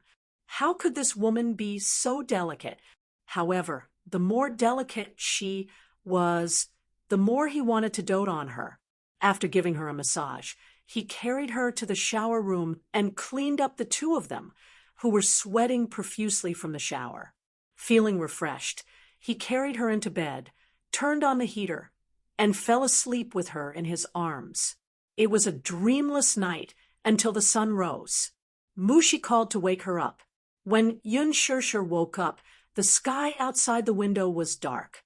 In winter, the sun woke up later. At 7 o'clock, the sky had just turned bright. The weather in the morning was very cold. She struggled with herself for a long time before she was willing to get out of the warm bed.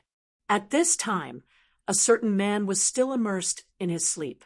He hugged her domineeringly. His strong arms were like a pair of shackles that were difficult to break free from. She was in a hurry to get out of bed and freshen up, but she also had to be careful not to wake him up.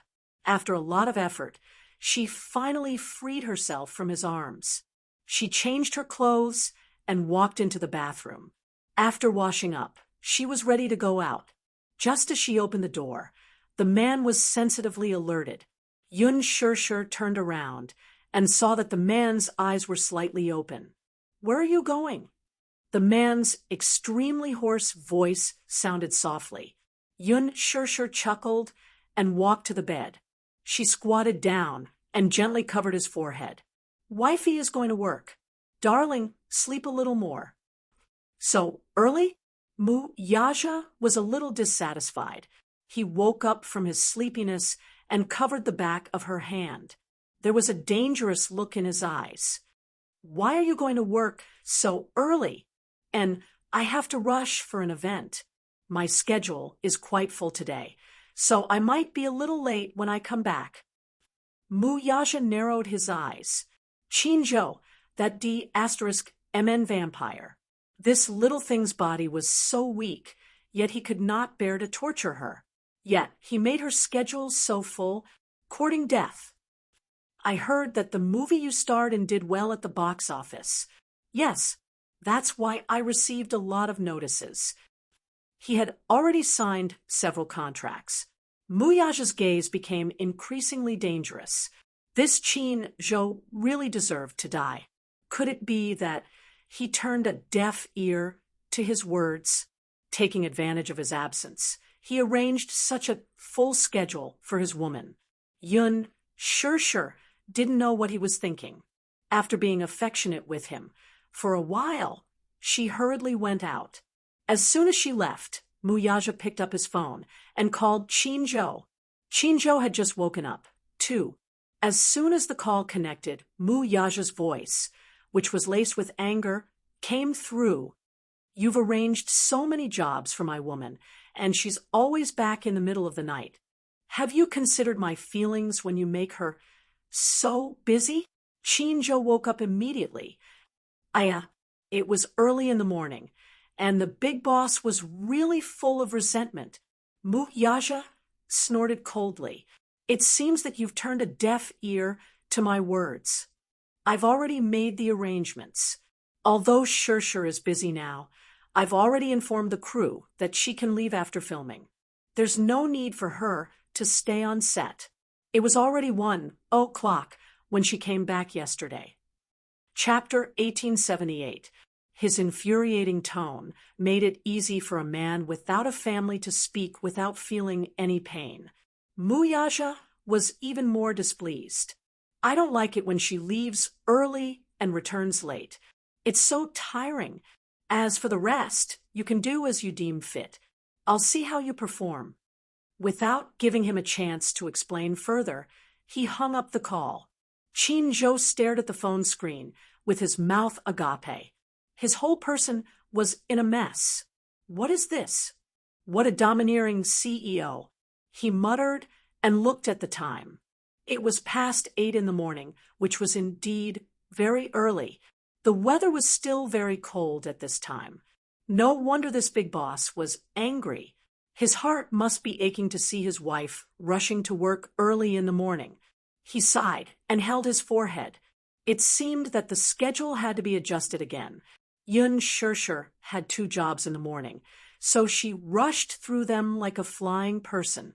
She bitterly grabbed a lunchbox and flew to the TV station to participate in a program recording. On the way, there was a traffic jam on the outer ring highway. Yun Sher picked up her phone and prepared to watch the complete movie of The Green Apple. She did not have the chance to watch the movie after the post-production was completed, so she did not know how the overall effect of the movie was. Her assistant copied the movie to her phone, and while the traffic was busy, she watched it with relish.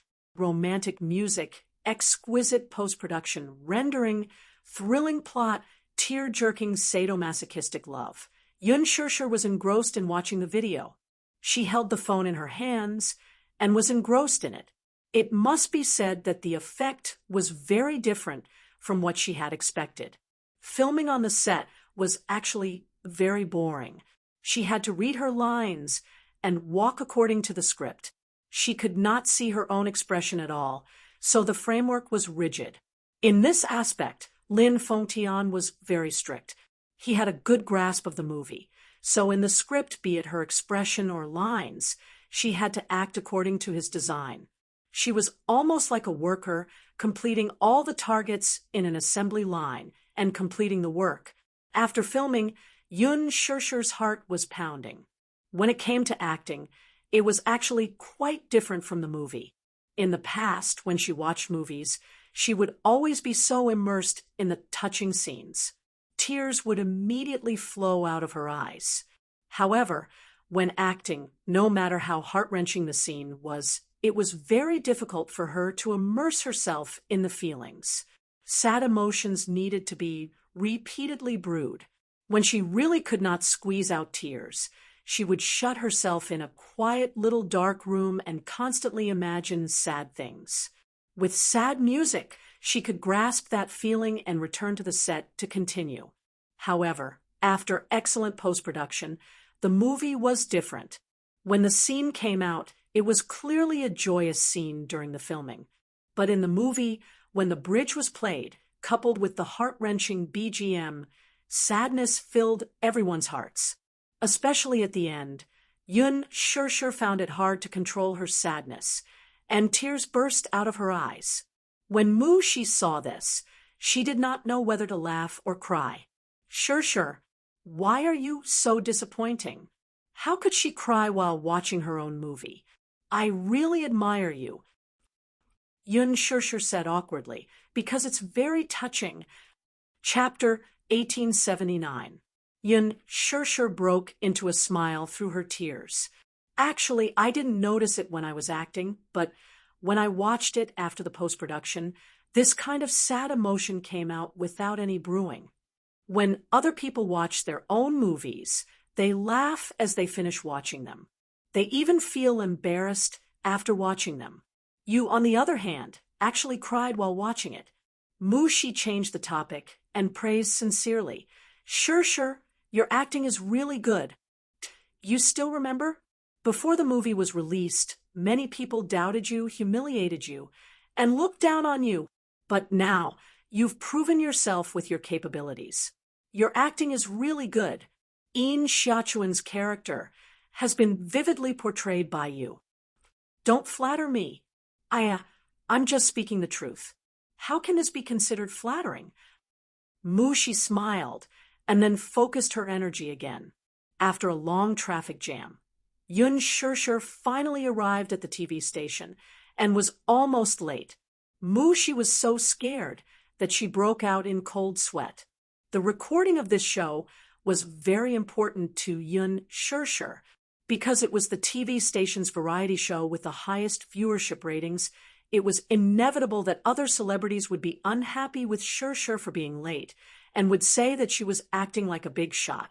Gu Xingze was supposed to participate in this episode's recording.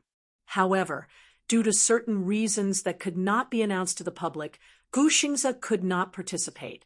Helpless, the production team could only replace him at the last minute. This person was no stranger to Yoon Shur, Li Jiuxian. Seeing Li Jiuxian, Yoon Shur was suddenly reminded of the gossip she had told her yesterday. When she thought of how Li Jiuxian was willing to sleep with the producer for the male lead of Lethal Beauty, she felt that this man was really degrading. In the past, she thought that Li Jiuxian's looks were outstanding, his acting skills were not bad, and his temperament was gentle and elegant. She did not expect him to be so unrestrained in private. It was really hard to imagine. Shi's gossip really destroyed her worldview. What 9 dragons playing with pearls? What deep water bombs? The chaos in the industry had caused her to keep a distance from any celebrities. Hence, in the dressing room, the moment her assistant left, Yoon Shur heard the other senior staff gossiping about her. Sister Meng, the newcomers nowadays are all very arrogant. Look at him. He's just debuted and has only starred in 1 movie. He's already so arrogant. She's the Phoenix girl that director Lin personally appointed. She comes from a high family. How can she be the same as us? So, what if you're Lady Phoenix? She just debuted, and she's already so proud of being the female lead. It's obvious that she's looking down on us small C-listers. People who became popular overnight were indeed different. However, who knew how she got the role of the female lead? It's not easy to be the Phoenix girl. She just debuted and already has such good resources. After that, those people deliberately lowered their voices and whispered to each other. Yoon Shur couldn't hear them clearly. However, even if he didn't hear it clearly, it wasn't hard to imagine how unpleasant those words were. She couldn't be bothered. Chapter 1880. She did not even need to think to know who these people were talking about. She coldly snorted and sarcastically said, "Why, are you jealous of our Shur?" The few celebrities turned around and, upon seeing that it was her, sneered at one another. What, What has it got to do with you? It's a cat catching a mouse. Sure is our artist. If I don't care about you guys gossiping about her behind her back, who will? Crazy. Forget it. Sister Meng, ignore them. We've hit the nail on the head. So they're angry from embarrassment. Mushi rolled her eyes, walked over, and slammed the teacup on the table with a loud bang. Her angry action shocked them all. What are you doing? You're jealous, aren't you?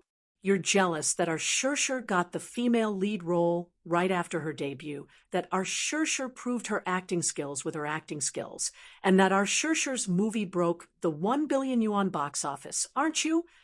I'd like to ask who you're trying to annoy with your sarcastic words. Aren't you guys just bullying our Shur for being good-tempered and letting you bully her? Her.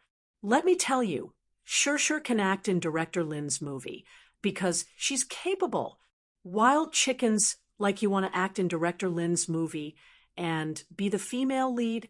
Do you even have the chance to cross that threshold? With your narrow horizons, don't embarrass yourselves here.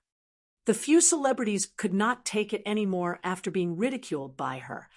What are you doing? Are you a firecracker? You can go off at the slightest touch. Are you crazy? Are you trying to find trouble with us? Who's interested in finding trouble with has been artists like you? She sneered. I just find you guys especially pitiful. Look at your faces. You're the typical example of sour grapes. You even said that our Shur is pretending to be pure and innocent, but why don't you take a look at yourselves?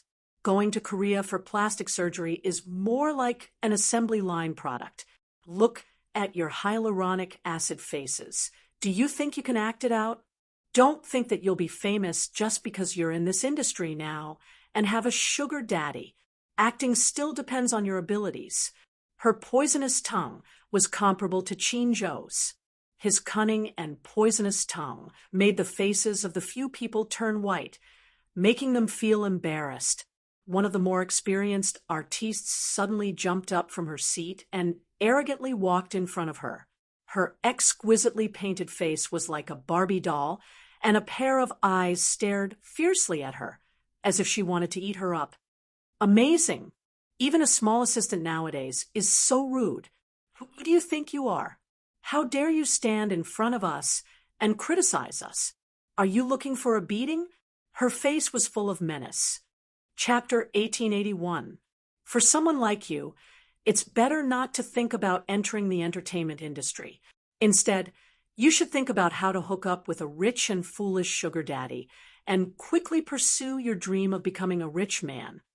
The artiste whom she was mocking was indeed a bar hostess. After obtaining a sugar daddy, she pestered her way into the entertainment industry and went for plastic surgery to get some resources. She had some fame, but she was only half famous. Even in this variety show, she was only invited by the production team to fill in the numbers. That person's face turned green and white, and she could not spit out a word. It must be said that where there were women, there would be war. Moreover, the entertainment industry was a place where beauties gathered. If one had to use a word to describe it, it was similar to the imperial palace in ancient times. Many artistes were like concubines in the harem. Those who were beautiful would naturally have a bright future. Those who were not beautiful would grit their teeth and go for plastic surgery to see if they were fated to be famous or not. Take this person who was called Sister Meng by the younger generation, for example. She had an angelic face, but she was not fated to be famous at all. She acted in a few shows, but they were neither hot nor cold. Those who had a bleak future were like those concubines who had fallen out of favor in the harem.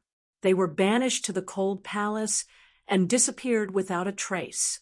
There were even some artistes who, although they were called celebrities, were nothing more than high-class prostitutes. They indulged in a life of luxury and forgot everything. She especially looked down on such people. Before entering the entertainment industry, She had always thought that celebrities were like male gods and goddesses. However, when she really entered the industry, she realized that although they were glamorous on the surface, they were actually foul in private. This person, called Sister Meng, was so angry that she could not speak for a moment.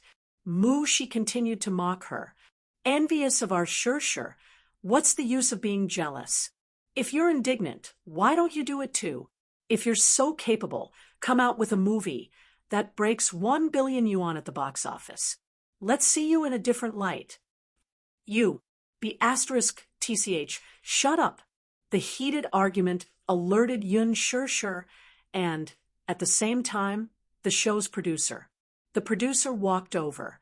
When he saw Mu Shi, he smiled at her. The production team used to have a deep relationship with Gu Xingze, so he was familiar with her and knew that she was a lady who did her job. He then looked at the ashen faces of the artistes and frowned. What are you doing? What's going on? Producer Li, it's like this. Mu Shi explained to them what had happened earlier. Sister Meng panicked and opened her mouth to explain. Producer Li waved his hand and interrupted her. Backstage, there's so much media waiting for you, and you're still arguing? What? What a bad temper. Wu Mingjie, I'm warning you. If you still want to go on the show, shut your mouths. Otherwise, don't say that I didn't warn you if you don't perform well and get humiliated in front of the public. With that, the producer gave a few more instructions to Mu Shi before turning around to get busy. Wu Mingjie was so angry that her chest heaved up and down violently. She had nowhere to vent her anger, so she said sarcastically, "Having a background is really different. Even the producer is taking such good care of you. Bitch. If you have the ability, you should do the same." Wu Mingjie felt suffocated and uncomfortable all over. She glared at her fiercely and left the dressing room in her high heels. A few of his followers immediately chased after him. Chapter 1882. Yun Shirshir was dumbfounded at the sight. Seeing her dazed expression, Mu Shi asked in confusion, "Shirshir, what's wrong? Why do you have such an expression? You're so strong. I didn't expect you to have such a sharp tongue." She stuck out her tongue, not knowing whether to laugh or cry. "What? I've been with Qinzhou for so long, so I naturally have to practice my glib tongue. Thank you for defending me, but there's no need to be calculative with these people. Shirshir, it's not that I'm being hypocritical, but you'll never know the consequences of angering these people. You're well-mannered, but they're brainless. Can you be calculative with them?" Mu Shi did not fully understand. "You're just an assistant. To be honest, in this society, the strong preys on the weak. The fact that they can become famous means that they have some power behind them. If you really go head-on with them, you might end up hurting yourself." She understood that Shirshir was saying this out of concern for her. Indeed, she had lost her rationality because she was too angry earlier. Just thinking about it made her shudder. These artistes' financiers were quite powerful. If she went back and filed a complaint, she did not know how they would deal with her behind her back. She was different from them. She didn't have a strong backing. She smiled guiltily. "I'm sorry, Shirshir. I wasn't rational enough. Thank you for your concern." She was especially grateful for Yun Shirshir's kind reminder. "It's fine, but don't worry." Yun Shirshir changed the topic and smiled evilly. "In the future, just leave such people to me." Since they said that she used underhanded means to climb up the ranks, she might as well let them see what kind of underhanded means she had. Those words just now had angered her. However, due to her etiquette, she did not show her displeasure on her face. When she returned to the dressing table, she received a new message on her phone. "Mu Yaja, when will it end?" Yun Shirshir replied, "Filming ends at 4 p.m. Half a minute later, a reply came. "Which TV station? I'll pick you up." It was just a simple sentence, but it was filled with love and sweetness. Yun Shirshir smiled and replied briskly, Yasin TV station. Generally speaking, a variety show's broadcast duration was only around 90 minutes, but in reality, the recording process was extremely long. After the 4-hour-long recording ended, Muyaja had already rushed to the underground parking lot and was waiting quietly. Yun Shirshir appeared on time. After getting into the car, she hugged his shoulder and planted a kiss on his cheek. Hubby, you've worked hard. It was a warm nickname, but it was Muyaja. His thin lips couldn't help but curve into a doting arc. Are you hungry? He asked gently as he gazed at her face with watery eyes. Yun Shirshir rubbed her deflated tummy and grumbled, Of course, I'm hungry. I just ate a little for lunch. What did you eat? Lunch. Yun Shirshir had an indescribable look of resentment on her face. I took a few bites and rushed to the next trip. Why are you in such a hurry? You have to eat your fill for lunch. Because I'm afraid that I won't be able to make it in time for the recording. If you can't make it in time, let them wait. In the future, you're not allowed to work without a full meal. It's easy to get stomach problems from hunger. Such a domineering tone was his usual style. Yun Shirshir didn't know whether to laugh or cry. Chapter 1883. Muyaja rubbed her fringe lovingly and tucked a strand of hair that had fallen to the corner of her eyes behind her ear. Where do you want to eat tonight? Yun Shirshir licked her pink lips and suddenly suggested, Why don't we go for Western food? I suddenly feel like eating fried steak. Okay. The car slowly drove out of the parking lot. At the exit, Muyaja drove so fast that he almost collided with a speeding Mercedes-Benz. The car braked and steadied itself. Yun Shirshir was shocked. She saw that the car was about to collide with the car. Fortunately, Muyaja controlled the car well. Coupled with the car's high performance, he managed to stop the car in time. A woman alighted from the Mercedes-Benz. Yun Shirshir took a closer look, and her face suddenly turned cold. What was the saying again? Enemies were bound to meet on a narrow road.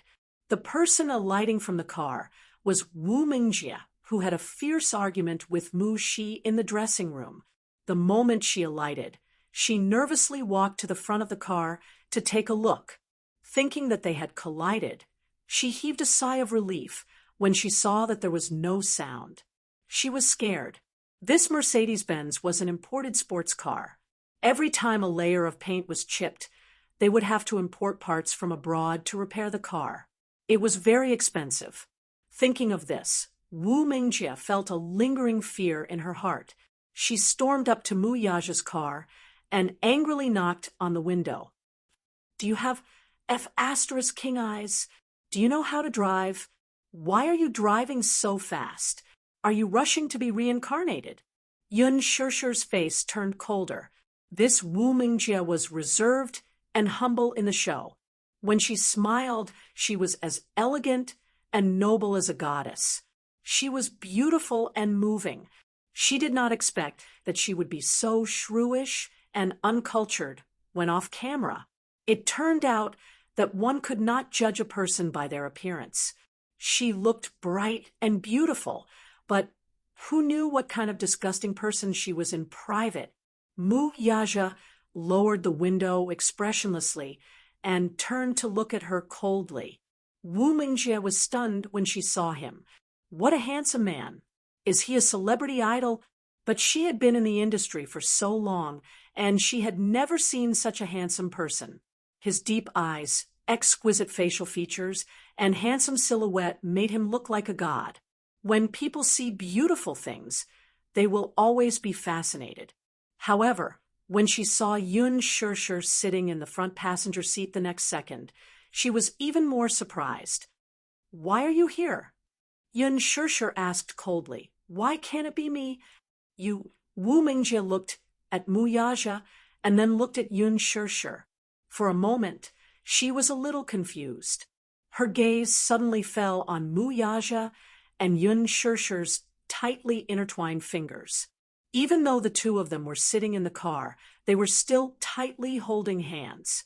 It was obvious that the two of them were very close. Could it be? Who is he? Wu Mingjie narrowed her eyes, eager to explore the relationship between this handsome man and her. Yun Shirshir suddenly smiled deeply and said, "Didn't you say that I was able to become famous because I had a sugar daddy behind me?" As she said this, she glanced at Mu Yaja and smiled lightly. She said generously, "This is the sugar daddy you were talking about." Sugar daddy. When Mu Yaja heard this, his gaze turned cold and sharp in an instant. When Wu Mingjie heard this, her mind went boom and instantly exploded. What? This ridiculously handsome man was actually her sugar daddy. How was that possible? But looking at the intimacy between the two of them, chapter 1884, if what Yun Shirshir said was true, then it was really enviable. The sugar daddy behind her was so outstanding, rich, and handsome. Compared to her previous sugar daddies, they ranged from their 30s to their 50s. There were even old men who were old enough to be her grandfather. They were either balding, or had big bellies. Whenever she thought of that fat body pressing down on her and pleasuring her tactfully, she resisted the urge to vomit. Wu Mingjie was so jealous that her eyes were about to bleed. "I knew it. For you to have such good resources, you must have a sugar daddy supporting you. However, Yun Shirshir, you're so lucky to have such a sugar daddy supporting you. I'm so envious of you." After a pause, she suddenly flipped her long black hair charmingly. With one hand on her slender waist, she gently placed her hand on the car window. "Sir, it's really bad of you to have taken a fancy to such a woman. Why don't you kick her away, and I'll do something to you?" As she spoke, she winked at him in what she thought was a flirtatious manner. She lowered her voice and said, "I'm really good in bed." He frowned. "Dirty." Wu Mingjie was stunned. What did you say?" Mu Yaja ordered expressionlessly, "Take your dirty hand away." After that, without waiting for her to react, he pressed a button to roll up the car window. Wu Mingjie was caught off guard, and her hand was caught by the car window.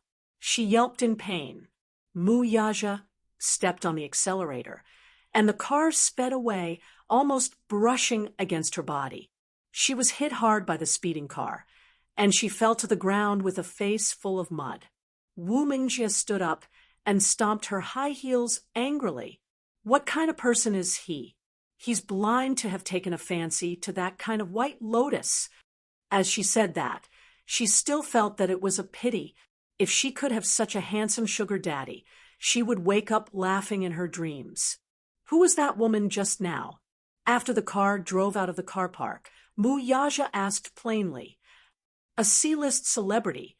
Yun Shirshir glanced at him and suddenly said half-jokingly, "My husband is so charming. Someone actually dares to openly seduce you in front of me.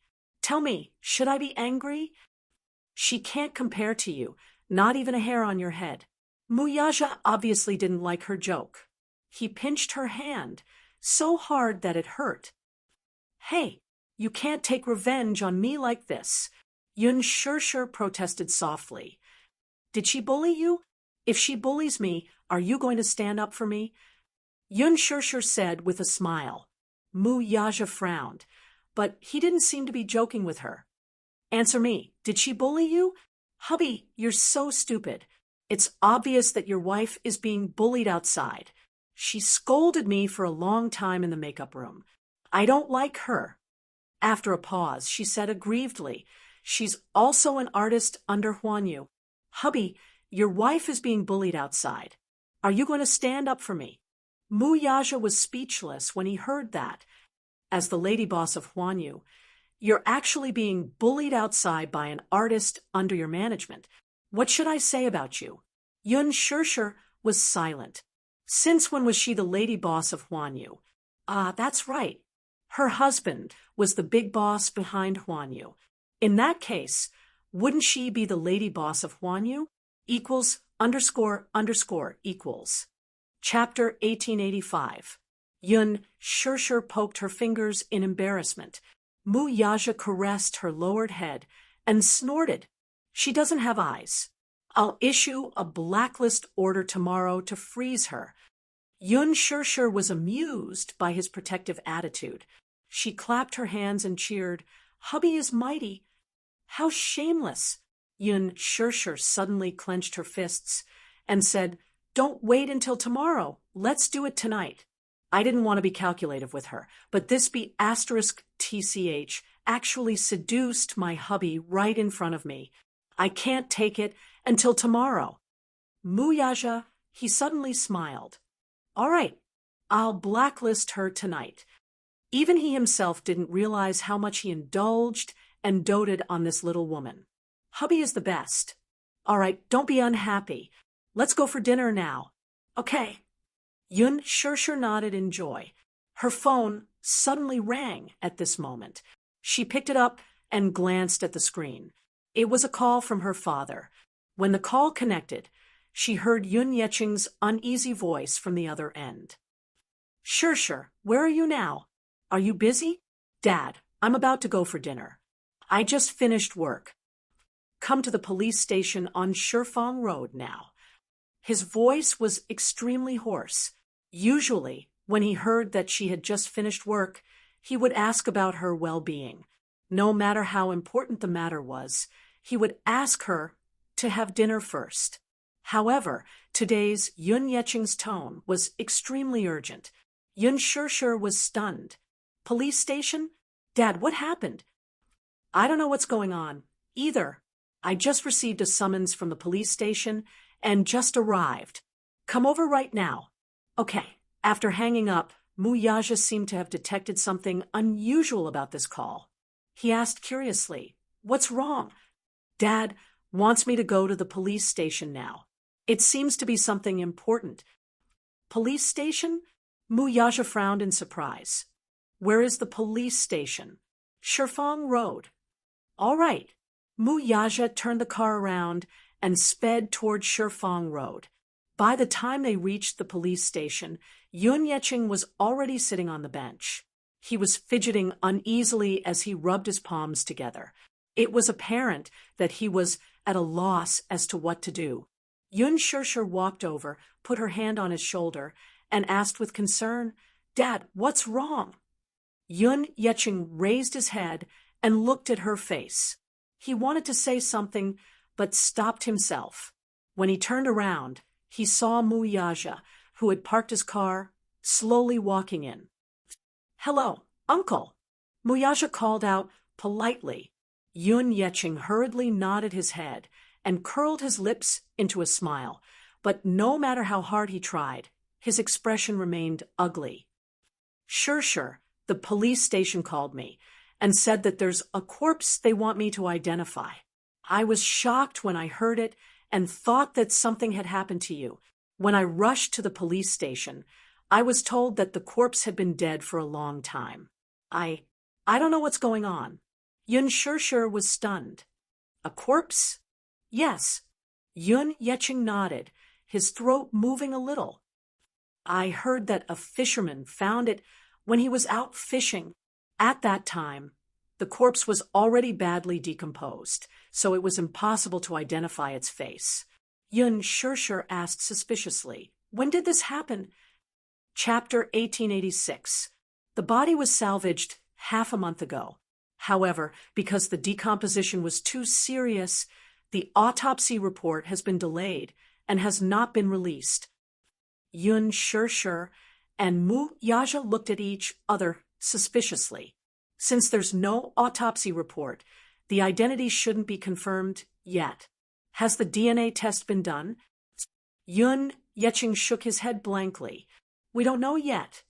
"Then, how did the police contact us?" Yun Shirshir was even more suspicious. "Since the identity of the body hasn't been confirmed, why did the police summon us to the station?" Yun Yeching's lips suddenly trembled violently. His voice was hoarse, and the fear in his eyes magnified. Because after the investigation, it might be someone from our family. Sure, you should know that your mom, Li Qin, hasn't she been missing for a few months? And Yun Na, we haven't heard from them in the past few months. I always thought that they had run away from home. This time, the police summoned us to identify the deceased's belongings and clothes to see if we can find anything. I'm on tenterhooks right now. They had been husband and wife for decades. Yun Yeching once hated Li Qin to the core, but it was impossible to say that he did not have any feelings for her. Previously, he and Li Qin had a huge quarrel and even proposed a divorce. Even if they were to get a divorce, she would still want half of the family assets. Yun Yeching hated her for being too mean to Shir and being a bully, while Li Qin hated him for being biased toward Yun Shir and not caring about his biological daughter. After the quarrel, something happened to Yun Na. After that, at the hospital, the mother-daughter pair seemed to have disappeared from the face of the earth. He had thought of calling the police, but on second thought, there was no bad news after being missing for so many days. They probably ran away from home. Thinking that dirty linen should not be aired in public, Yun Yeching sighed. Husband and wife parted on good terms after all. Since Li Qin had left the house with Yun Na, then so be it. At least, he could have some peace. Hence, he did not make a fuss about it. At that time, he still harbored some hatred toward Li Qin. But this morning, the police suddenly called and asked them to identify a corpse. Yun Yeching was baffled and puzzled. What corpse? The police officer asked. There are 2 missing persons in your family. One is your wife, Li Qin, and the other is your daughter, Yun Na. They've been missing for so long. Why didn't you report them? Do you know where the 2 of them went? Yun Yeching claimed that he had no idea. The officer laughed and gave a general account of the incident. He said that a fisherman had disturbed a highly decomposed corpse when he was out fishing. He heard that the corpse was salvaged from the waters of East Harbor. From the preliminary autopsy results, it was suspected that it was a homicide, so he was asked to identify the corpse.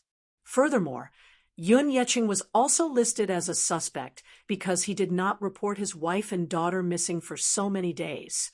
Yun Yeching hurried to the police station. Due to an impromptu meeting, it had been delayed until now. He waited for an entire afternoon. Yun Shir's face darkened when she heard this. Chapter 1887. That's unlikely, right? The more Yun Shir listened, the more incredulous she felt. She shook her head and said, Mom and Yun Na have been missing for months. If they were killed, their bodies would have decomposed into white bones by now. How? I've mentioned this before, too. However, the police said that the time of death hasn't been confirmed yet. Furthermore, the body was salvaged from the sea with heavy rocks tied to it. The body was also severely deformed due to the strong water pressure. Therefore, the initial suspicion is that the body sank thousands of meters underwater. Very few creatures can survive at such depths, and the body will take a year or even a few years to completely decompose. After a long period of time, the rope was immersed in the water and the body was slowly washed up by the sea. When it was salvaged, a third of the body was eaten by fishes. It was a horrible sight. Yun Shir felt nauseous when she heard this. So, do we need to identify the body later? She asked. Yun Yeching nodded solemnly. Yun Shir sighed and sat down beside him. Mu Yaja glanced at the pale-faced Yun Yeching and turned to pour him a cup of hot water. Uncle, drink some water. You don't look good. Yun Yeching thanked him profusely, looking a little uneasy. Mu Yaja sat down beside him and patted his shoulder gently. Uncle, don't be nervous and don't think too much. Yun Yeching shook his head helplessly. My mind is in a mess right now, so I'm not thinking too much. I'm just wondering who this body belongs to. Could it be Li Qin or Yana? Yun Yeching's heart wrenched at the thought of this possibility. There was a saying that even a vicious tiger would not eat its cubs. No matter how disappointing Yun Na was, she was still his flesh and blood. No matter how much he hated her, it was an indescribable pain to see his child die before him. Yun Yeching rubbed his hands and lowered his head without saying a word. He sat in his seat and appeared to be calm on the surface, but his heart was in turmoil. Memories of Yun Na's innocent and adorable childhood flashed through his mind, especially when she was just born. He held her in his arms, and that kind of tender love and pride. He prayed in his heart that the corpse that was retrieved was not his wife or Yun Na. Although they had done many foolish things in the past, they did not wish for the corpse to be any of them. How could Yun Shishir not have mixed feelings? She thought that they had gone missing because they had left home without saying goodbye. Who would have thought that his whereabouts were unknown, and that he might have died in a bizarre manner? Was it fished up from the sea? Yun Yeching suddenly raised his head and asked tentatively, Shishir, do you hope that the corpse is... I don't. She knew he wanted to ask that, but her answer was that she didn't want to. Yun Yeching nodded and smiled in relief. I thought you hated her. Dad, hate is hate, but I'm not so cruel as to kill someone just because I hate them. Mu Yaja raised his hand to look at his watch. It had been an hour since they arrived, but the police still hadn't come out to greet them. The excessive neglect made him a little unhappy. Thus, he dialed a number and walked to the side to give a few instructions. Not long after, the police chief rushed over, looking travel-worn. Chapter 1888. Chairman Mu, how do you do? Why are you here? I'm truly ashamed of my lack of hospitality. The old chief smiled and raised both hands, intending to shake hands with him. Mu Yaja stood at the same spot with his hands in his trousers. He glanced coldly at the pair of hands that the man had extended to him, but his face remained cold and detached. He had no intention of shaking hands with him. It was as if he was stingy with basic greetings when it came to the old man. The old bureau chief was stunned. His hot face was stuck to a cold, and his nose was covered in dust. He was a little embarrassed. He looked down at his hands and realized that his fingertips were stained with dust. He quickly wiped his hands on his clothes and smiled. Chairman Mu, I'm sorry for the neglect. Please don't take it to heart. Only then did Mu Yaja gently shake his hand. Even so, his fingers did not curl at all. It was just an empty grip for a moment before he retracted his hand. However, the old director was already very satisfied. He was happy to shake hands with the rumored cold and arrogant CEO of Disheng Financial Group in front of everyone. It was a great honor for him, and he was very satisfied. Mu Yaja was already giving him a lot of face. The old bureau chief had been in a meeting at the headquarters when he received a call from his superiors. He knew that a distinguished guest had appeared in the bureau under his jurisdiction. He immediately reported it to the headquarters and rushed back in a hurry without having time to continue the meeting. Chairman Mu, I'm really sorry. I was in a meeting at the headquarters earlier, so I didn't know you were coming. It's just that, Chairman Mu. Is there anything I can help you with? The old chief asked cheerfully. Yun Yeching, who was standing at the side, was frightened and surprised at the same time.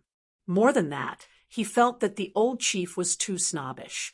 He stood at the side and asked a few questions, but the old chief ignored them all.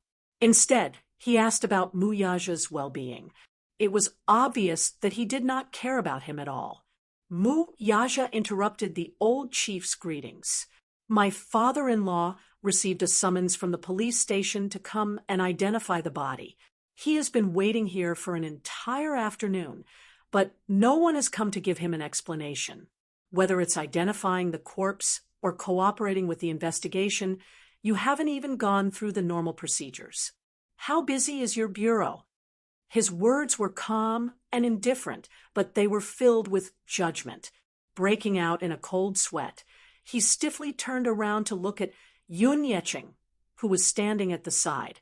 This ordinary-looking middle-aged man was actually the father-in-law of the Mu Group's chief executive. He suddenly felt as if an iron weight had fallen from the sky, causing him to feel dizzy and disoriented.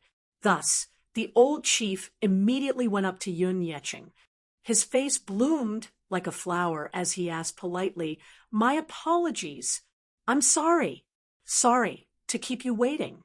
I didn't expect him to be Chairman Mu's father-in-law." "Ha ha. May I know your surname?"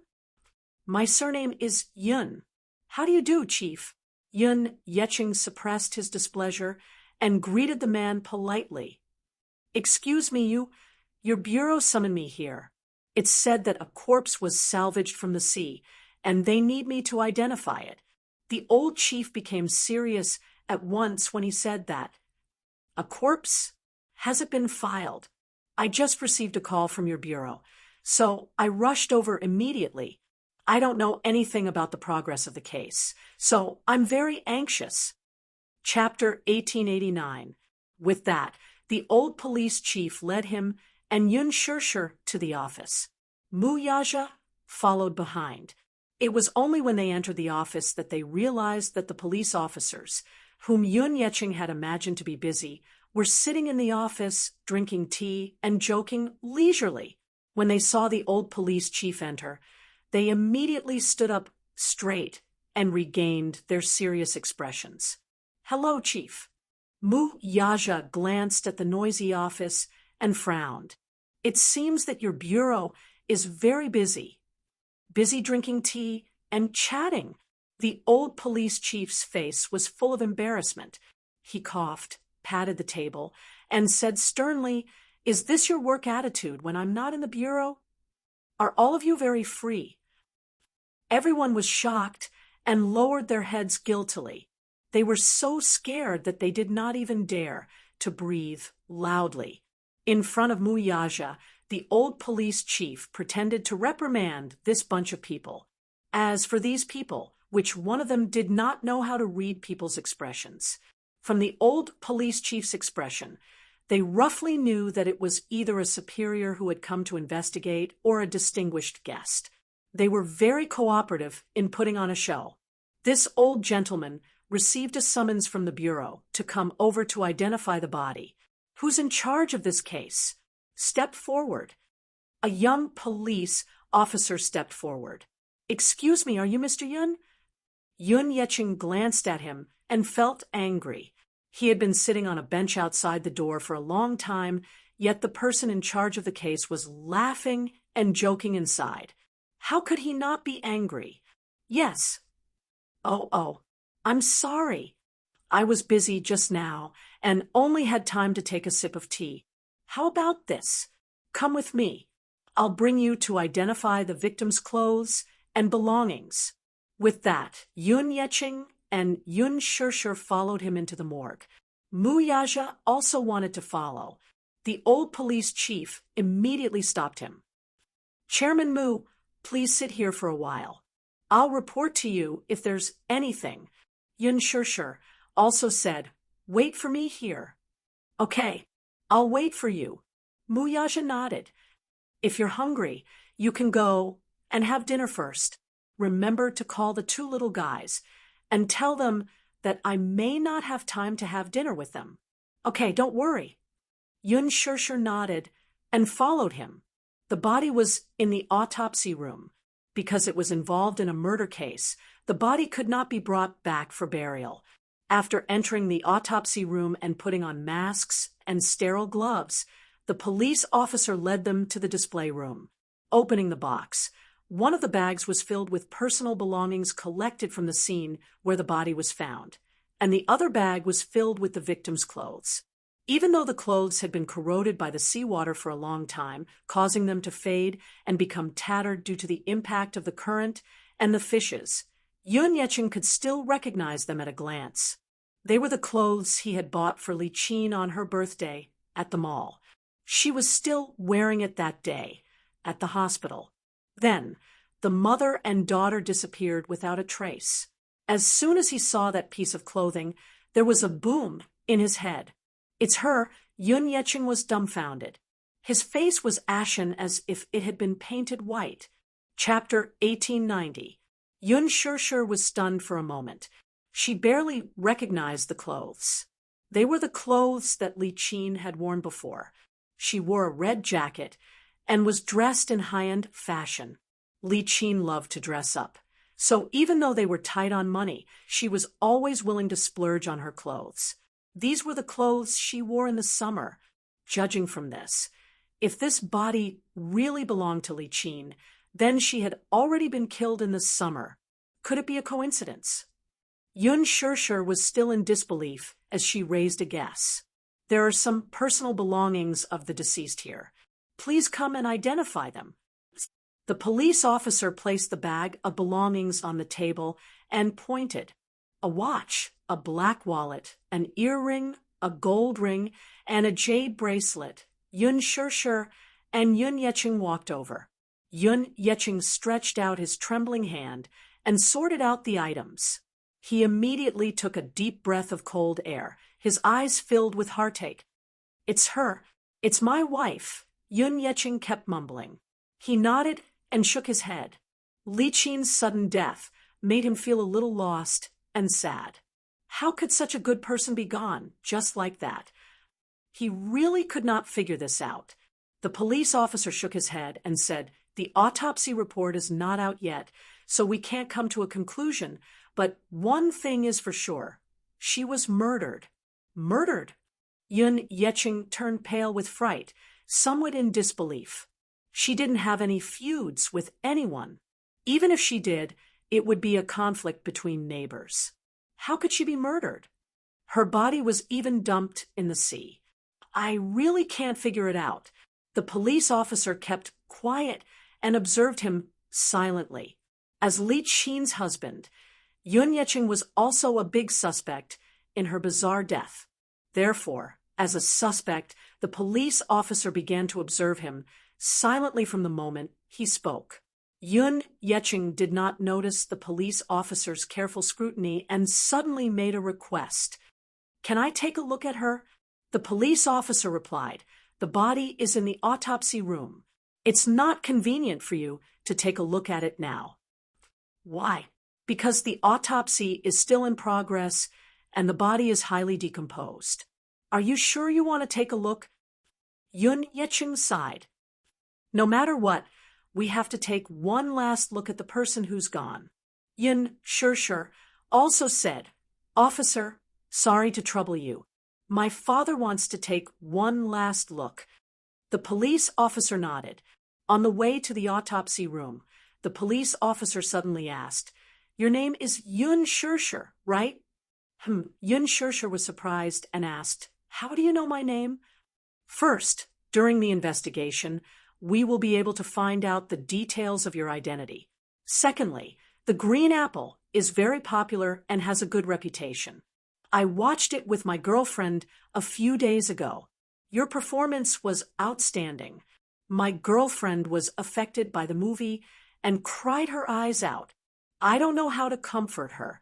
In this tense environment, he said something that was not related to the case to lighten his mood. This way, they could better observe the suspect. As a family member, Yun Shishir was also listed as one of the suspects. Even though the police officer knew that as a celebrity and a public figure, he wouldn't ruin his future with such a thing. Chapter 1891. Yun Shishir, on the other hand, could not calm herself down. She was not in the mood to exchange pleasantries with her, and just brushed her off with a few perfunctory words. When they reached the autopsy room, the police officer took out his key and opened the door.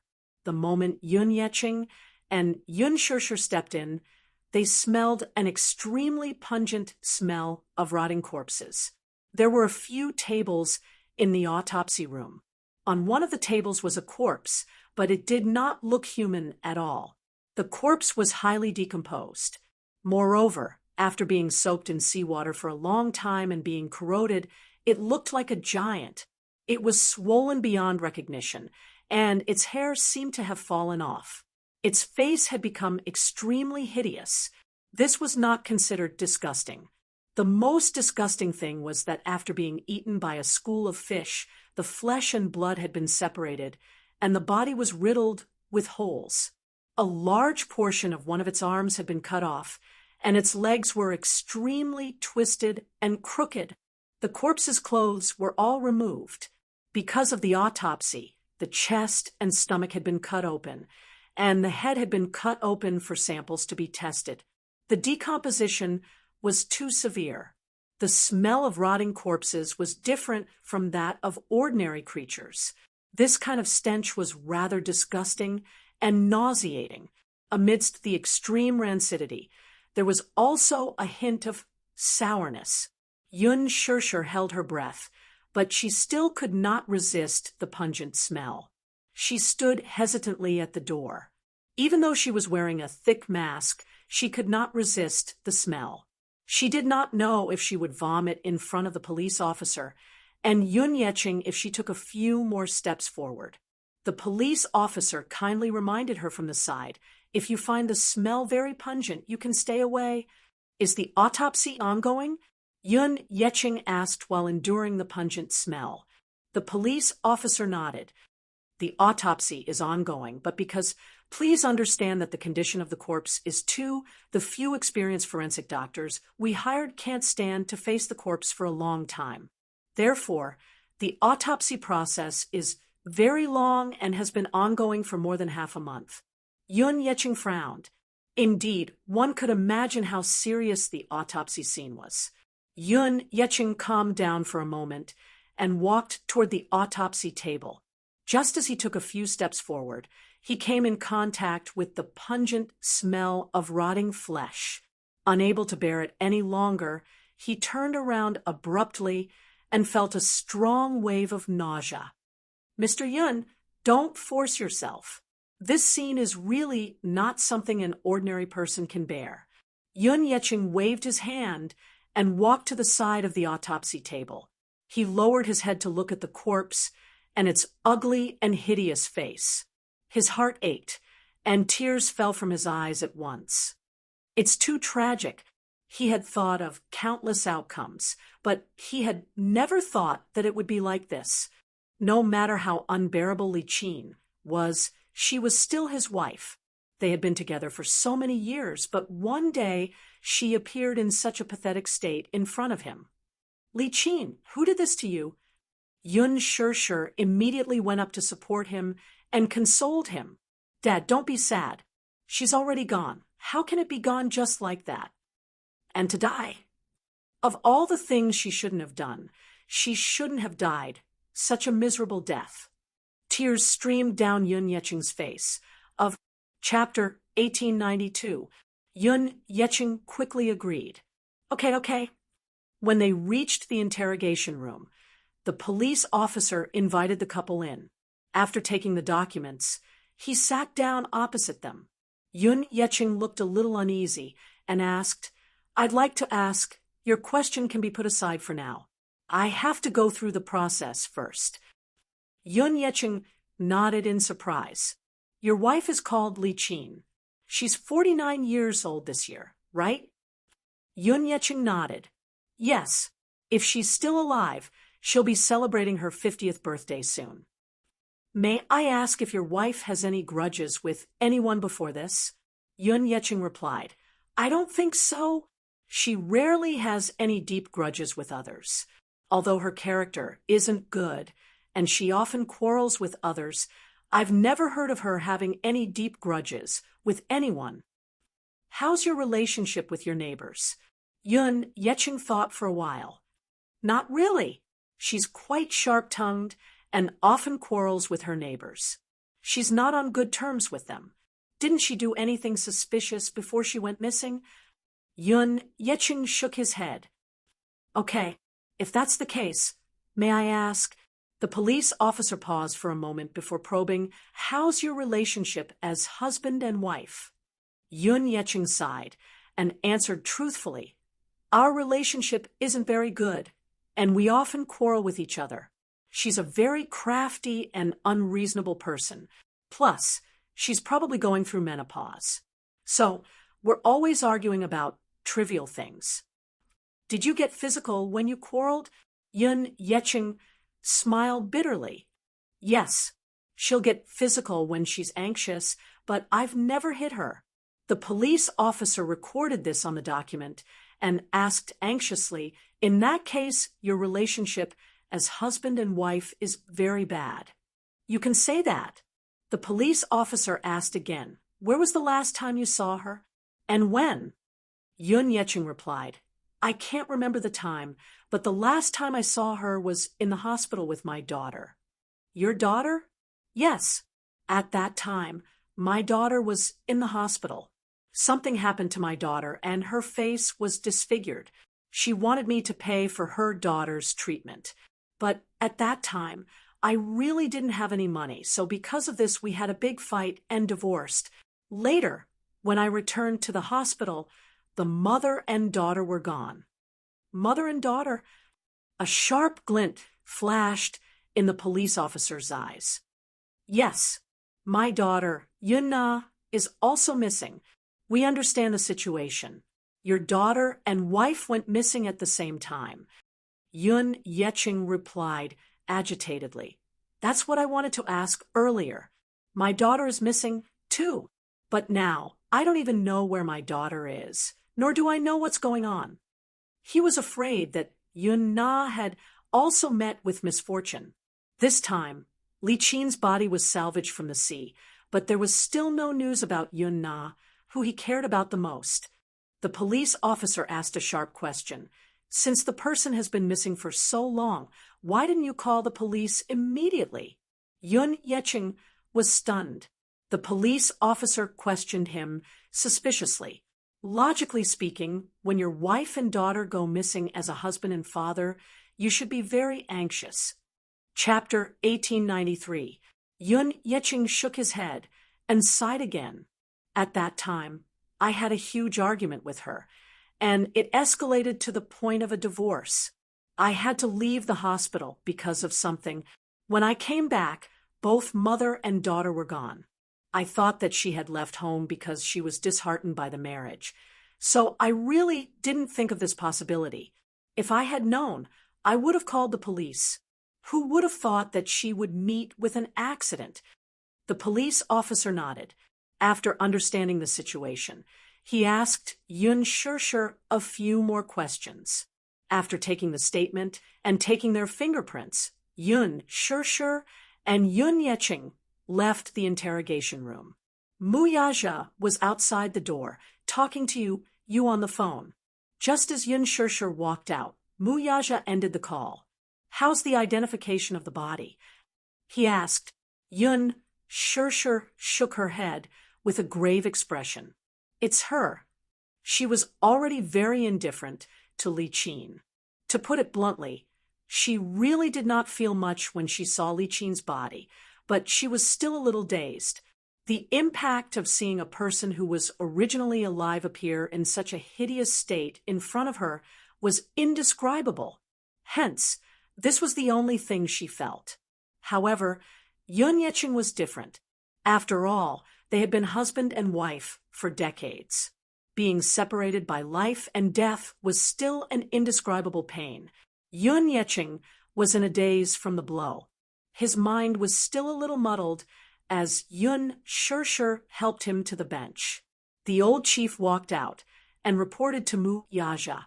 Then, he asked them to go home first, saying that he would inform them once there was any progress in the case. Yun Yeching asked, "Can we take the body back?" "She's already gone, and we want a proper burial." The old chief shook his head and said, "I'm afraid not. Because it's involved in a murder case, I'm afraid we can't bury her before the autopsy report is done. As the case is being investigated, we need to investigate it at any time." Yun Yeching's eyes were indescribably cold. All right, then I'll wait for your news. When Yu Yu received a call from Mu Yaja, he found out that a body suspected to be Li Qin's. He frowned and hung up the phone. He sat on the sofa, unable to calm down. He's dead? How did he die? Little Munchkin had completely forgotten that he had something to do with Li Qin's death. However, he had forgotten that Li Qin's death was his doing. It was only natural that he did not remember, because at that time, when he gave that order, his entire mental state appeared to be sick, almost as if he had gone mad. His purest personality had long disappeared, leaving only coldness. Yu Yu himself did not know that his personality was very divided. In front of Yun Shirshir, she was pure, kind, gentle, and beautiful. But when she turned around, she was cold and cruel. This was not because she was good at acting. Instead, it was a kind of personality distortion, dual personality. This was inseparable from his complicated childhood. He had been living in a dark world since he was a child. In addition, he was unwell and his family environment was terrible. On one side, he had Yun Shirshir's meticulous care and care. She was gentle and meticulous. On the other side, Li Qin and Yun Na were viciously torturing and abusing them. It was inhumane torture and oppression. At the same time, in order to protect Yun Shirshir, the kind-hearted Yu Yu silently endured a lot. No matter how much he was wronged, he only cared about himself and endured it without saying a word. Chapter 1894. His personality was split into two extremes. On one hand, he was as dark as a devil. On the other hand, he was as pure as an angel. Therefore, once his personality split and turned dark, his methods were cruel and ruthless. It was not something a 7-year-old child should have. However, after he returned to normal, it was hard for him to remember what he had done. Therefore, Yu Yu had forgotten what he had done to Li Qin and Yun Na. Xiao Yichen saw that he was frowning and felt uneasy. Yu Yu, you don't look too good. What did Daddy say? He said that something happened, so he and Mommy might be a little late. He asked us to wait for him patiently. Xiao Yichen was nervous. What happened? Yu Yu comforted him and said calmly, "Don't worry, you idiot. Daddy and Mommy are fine." However, Grandpa received a call from the police station today. They asked him to go to the police station to identify the body. Little Yichen was stunned when he heard this. A corpse? Yes. Whose body is it? Yu Yu smiled coldly. When he mentioned Li Qin, his face was incomparably cold. He said casually, "Grandpa has a wife whom he has been married to for decades. Her name is Li Qin. She is Mommy's adoptive mother. According to seniority, I should call her Grandma. However, she is a bad person. She often bullies Mommy, so I don't want to call her Grandma." Pausing for a moment, he said slowly, "Some time ago, she and her daughter both disappeared without a trace. Less than a month ago, a fisherman fished up a body from the sea. It matched the woman's characteristics, so he asked Grandpa to identify it. Mommy is also with Grandpa. I'm afraid they are still cooperating with the police to record their statements." Xiao Yichen frowned and was a little speechless. They disappeared without a trace. How did they get fished up from the sea? It doesn't look like suicide. It looks more like a premeditated murder. What do you mean? Intuition. Xiao Yichen smiled. During his years in the special training camp, investigation was one of the most important subjects. Therefore, his consciousness and intuition were especially sharp. Yu Yu was stunned. Xiao Yichen placed his hands behind his back and smiled at him.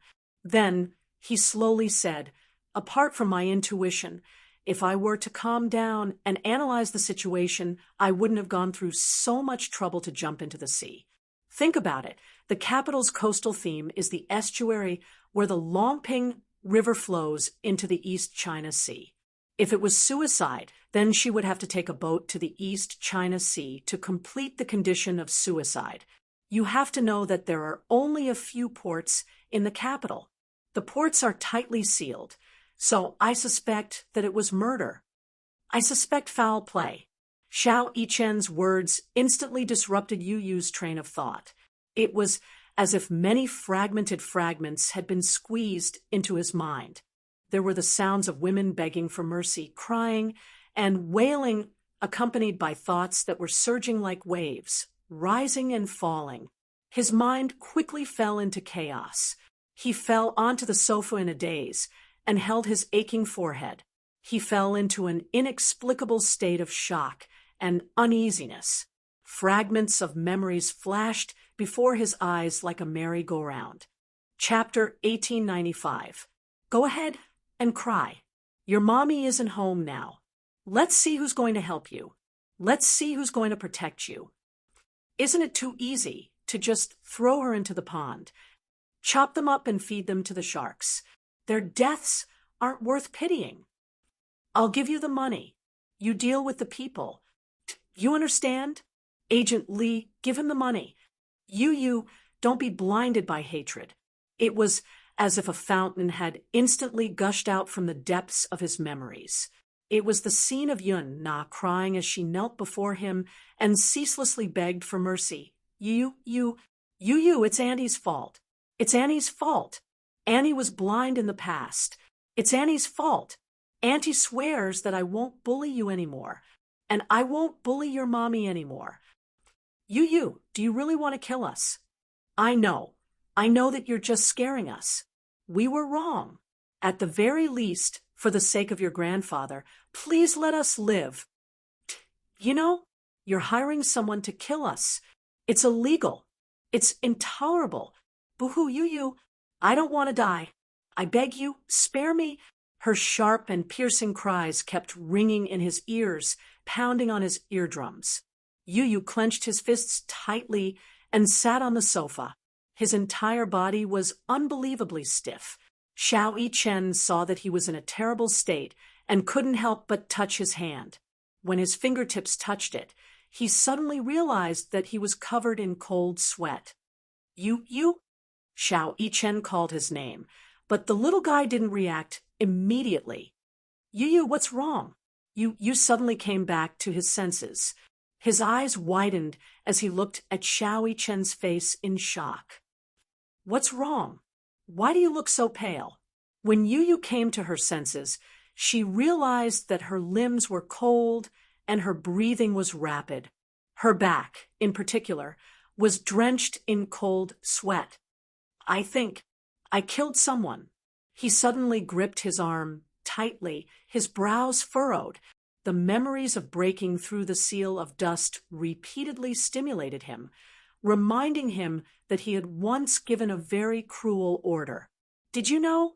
You're hiring a hitman. It was against the law. This was intolerable. Yu stood up abruptly from the sofa. The sudden movement startled little Yichen, who was a little restless, and he quickly got up from the sofa as well. What did you just say? Xiao Yichen was a little confused. You said, you killed someone? I need to go out for something. As she spoke, Yu took out her phone and dialed Li Hanlin's number. Agent Li, come and pick me up. Yes, President Yun. Yu walked to the entryway, took a jacket, put it on, and was about to leave. Mu Yichen hurriedly chased after her. Yu, where are you going? Yu turned around and reminded her, be good and stay at home. If Daddy and Mommy ask about me, when they come back, cover for me. After she finished speaking, she slammed the door shut, leaving Xiao Yichen standing there in a daze. Xiao Yichen was dumbfounded. Then she hugged her arms angrily and said, angrily, what the hell? You left me alone at home and went out to fool around by yourself for no reason at all. I hate Yu the most. Chapter 1896. However, out of consideration for Yun Shishir's feelings, he did not reveal too much of his heartache. In the past, when the Yun family was still considered to be prosperous and respectable, the couple was very loving and respectful to each other. Perhaps because they did not have to worry about food and clothing, Li Qin was very obedient to Yun Yeqing. Therefore, even when Yun Yeqing wanted to adopt Yun Shishir, Li Qin did not stubbornly object. After a few arguments, she agreed to it. However, she was not her biological child, after all. Moreover, her original intention was to adopt a boy. Hence, her attitude toward Yun Shishir was very bad. Later, when the Yun family went bankrupt, Li Qin thought that she would have to live a life of hardship with Yun Yeqing after a few years of glory and wealth. There was a saying that went, "Poor couples have 100 sorrows." This saying was not wrong at all. When they were rich, they could easily buy a branded coat that cost tens of thousands. When they were poor, daily necessities like rice, oil, salt, soy sauce, vinegar, and tea became luxuries. After the bankruptcy, the family was at their wits' end. Li Qin was used to living a life of luxury. Now that the family was poor, she had to worry about trivial matters. Naturally, her temper became worse. The couple's relationship then deteriorated. Now, things were still the same, but the people were different. Yun Yeqing kept his head down and did not say a word, but how could Yun Shishir not know what he was worried about? "Dad, don't think too much. Even if she's gone, don't let your imagination run wild." "Sai, I'm just worried. I know you're worried about Yun Na's whereabouts." Yun Shishir frowned and covered the back of his hand. "Don't worry. I'll definitely find Yun Na. Her mother is gone, and we don't know where she went. Could she have met with an accident? Too, that police officer just said that Li Qin was killed by someone. So where is Yun Na now? How can I be at ease now that we don't know whether she's dead or alive?" Yun Shishir's expression was grave. She was actually thinking that since Li Qin's body had been found, it was really hard to say whether Yun Na was dead or alive. She had a feeling that Yun Na had also met with an accident. Hence, she did not know how to comfort him when he let his imagination run wild. She could only tell him not to think too much. When they reached home, Yun Shishir realized that little Munchkin was gone. Xiao Yichen was sitting alone in the living room, watching television with his head propped up. Seeing that they had finally returned, she ran over and called out sweetly, "Daddy, Mommy, Grandpa." "Yes. Where is Yu?" Yun Shishir looked around, but did not see Yu. Xiao Yichen scratched his head and replied slowly, Yu, He could not help but frown as he blamed Yu in his heart. This guy had left him here alone, and left him with such a huge mess. How was he supposed to respond? Mu Yaja frowned. Where did that kid go? He seems to have been taken away by someone just now. By whom? I think it was Agent Li. Agent Li? Yun Shishir was obviously unfamiliar with this title. Mu Yaja reacted at once. Agent Li should be the principal of his former kindergarten. Yun Shishir nodded. She had met Yu once when he was in the hospital. That principal seemed to treat Yu as his own. She calmed down and gave Yu a call. The call was quickly connected.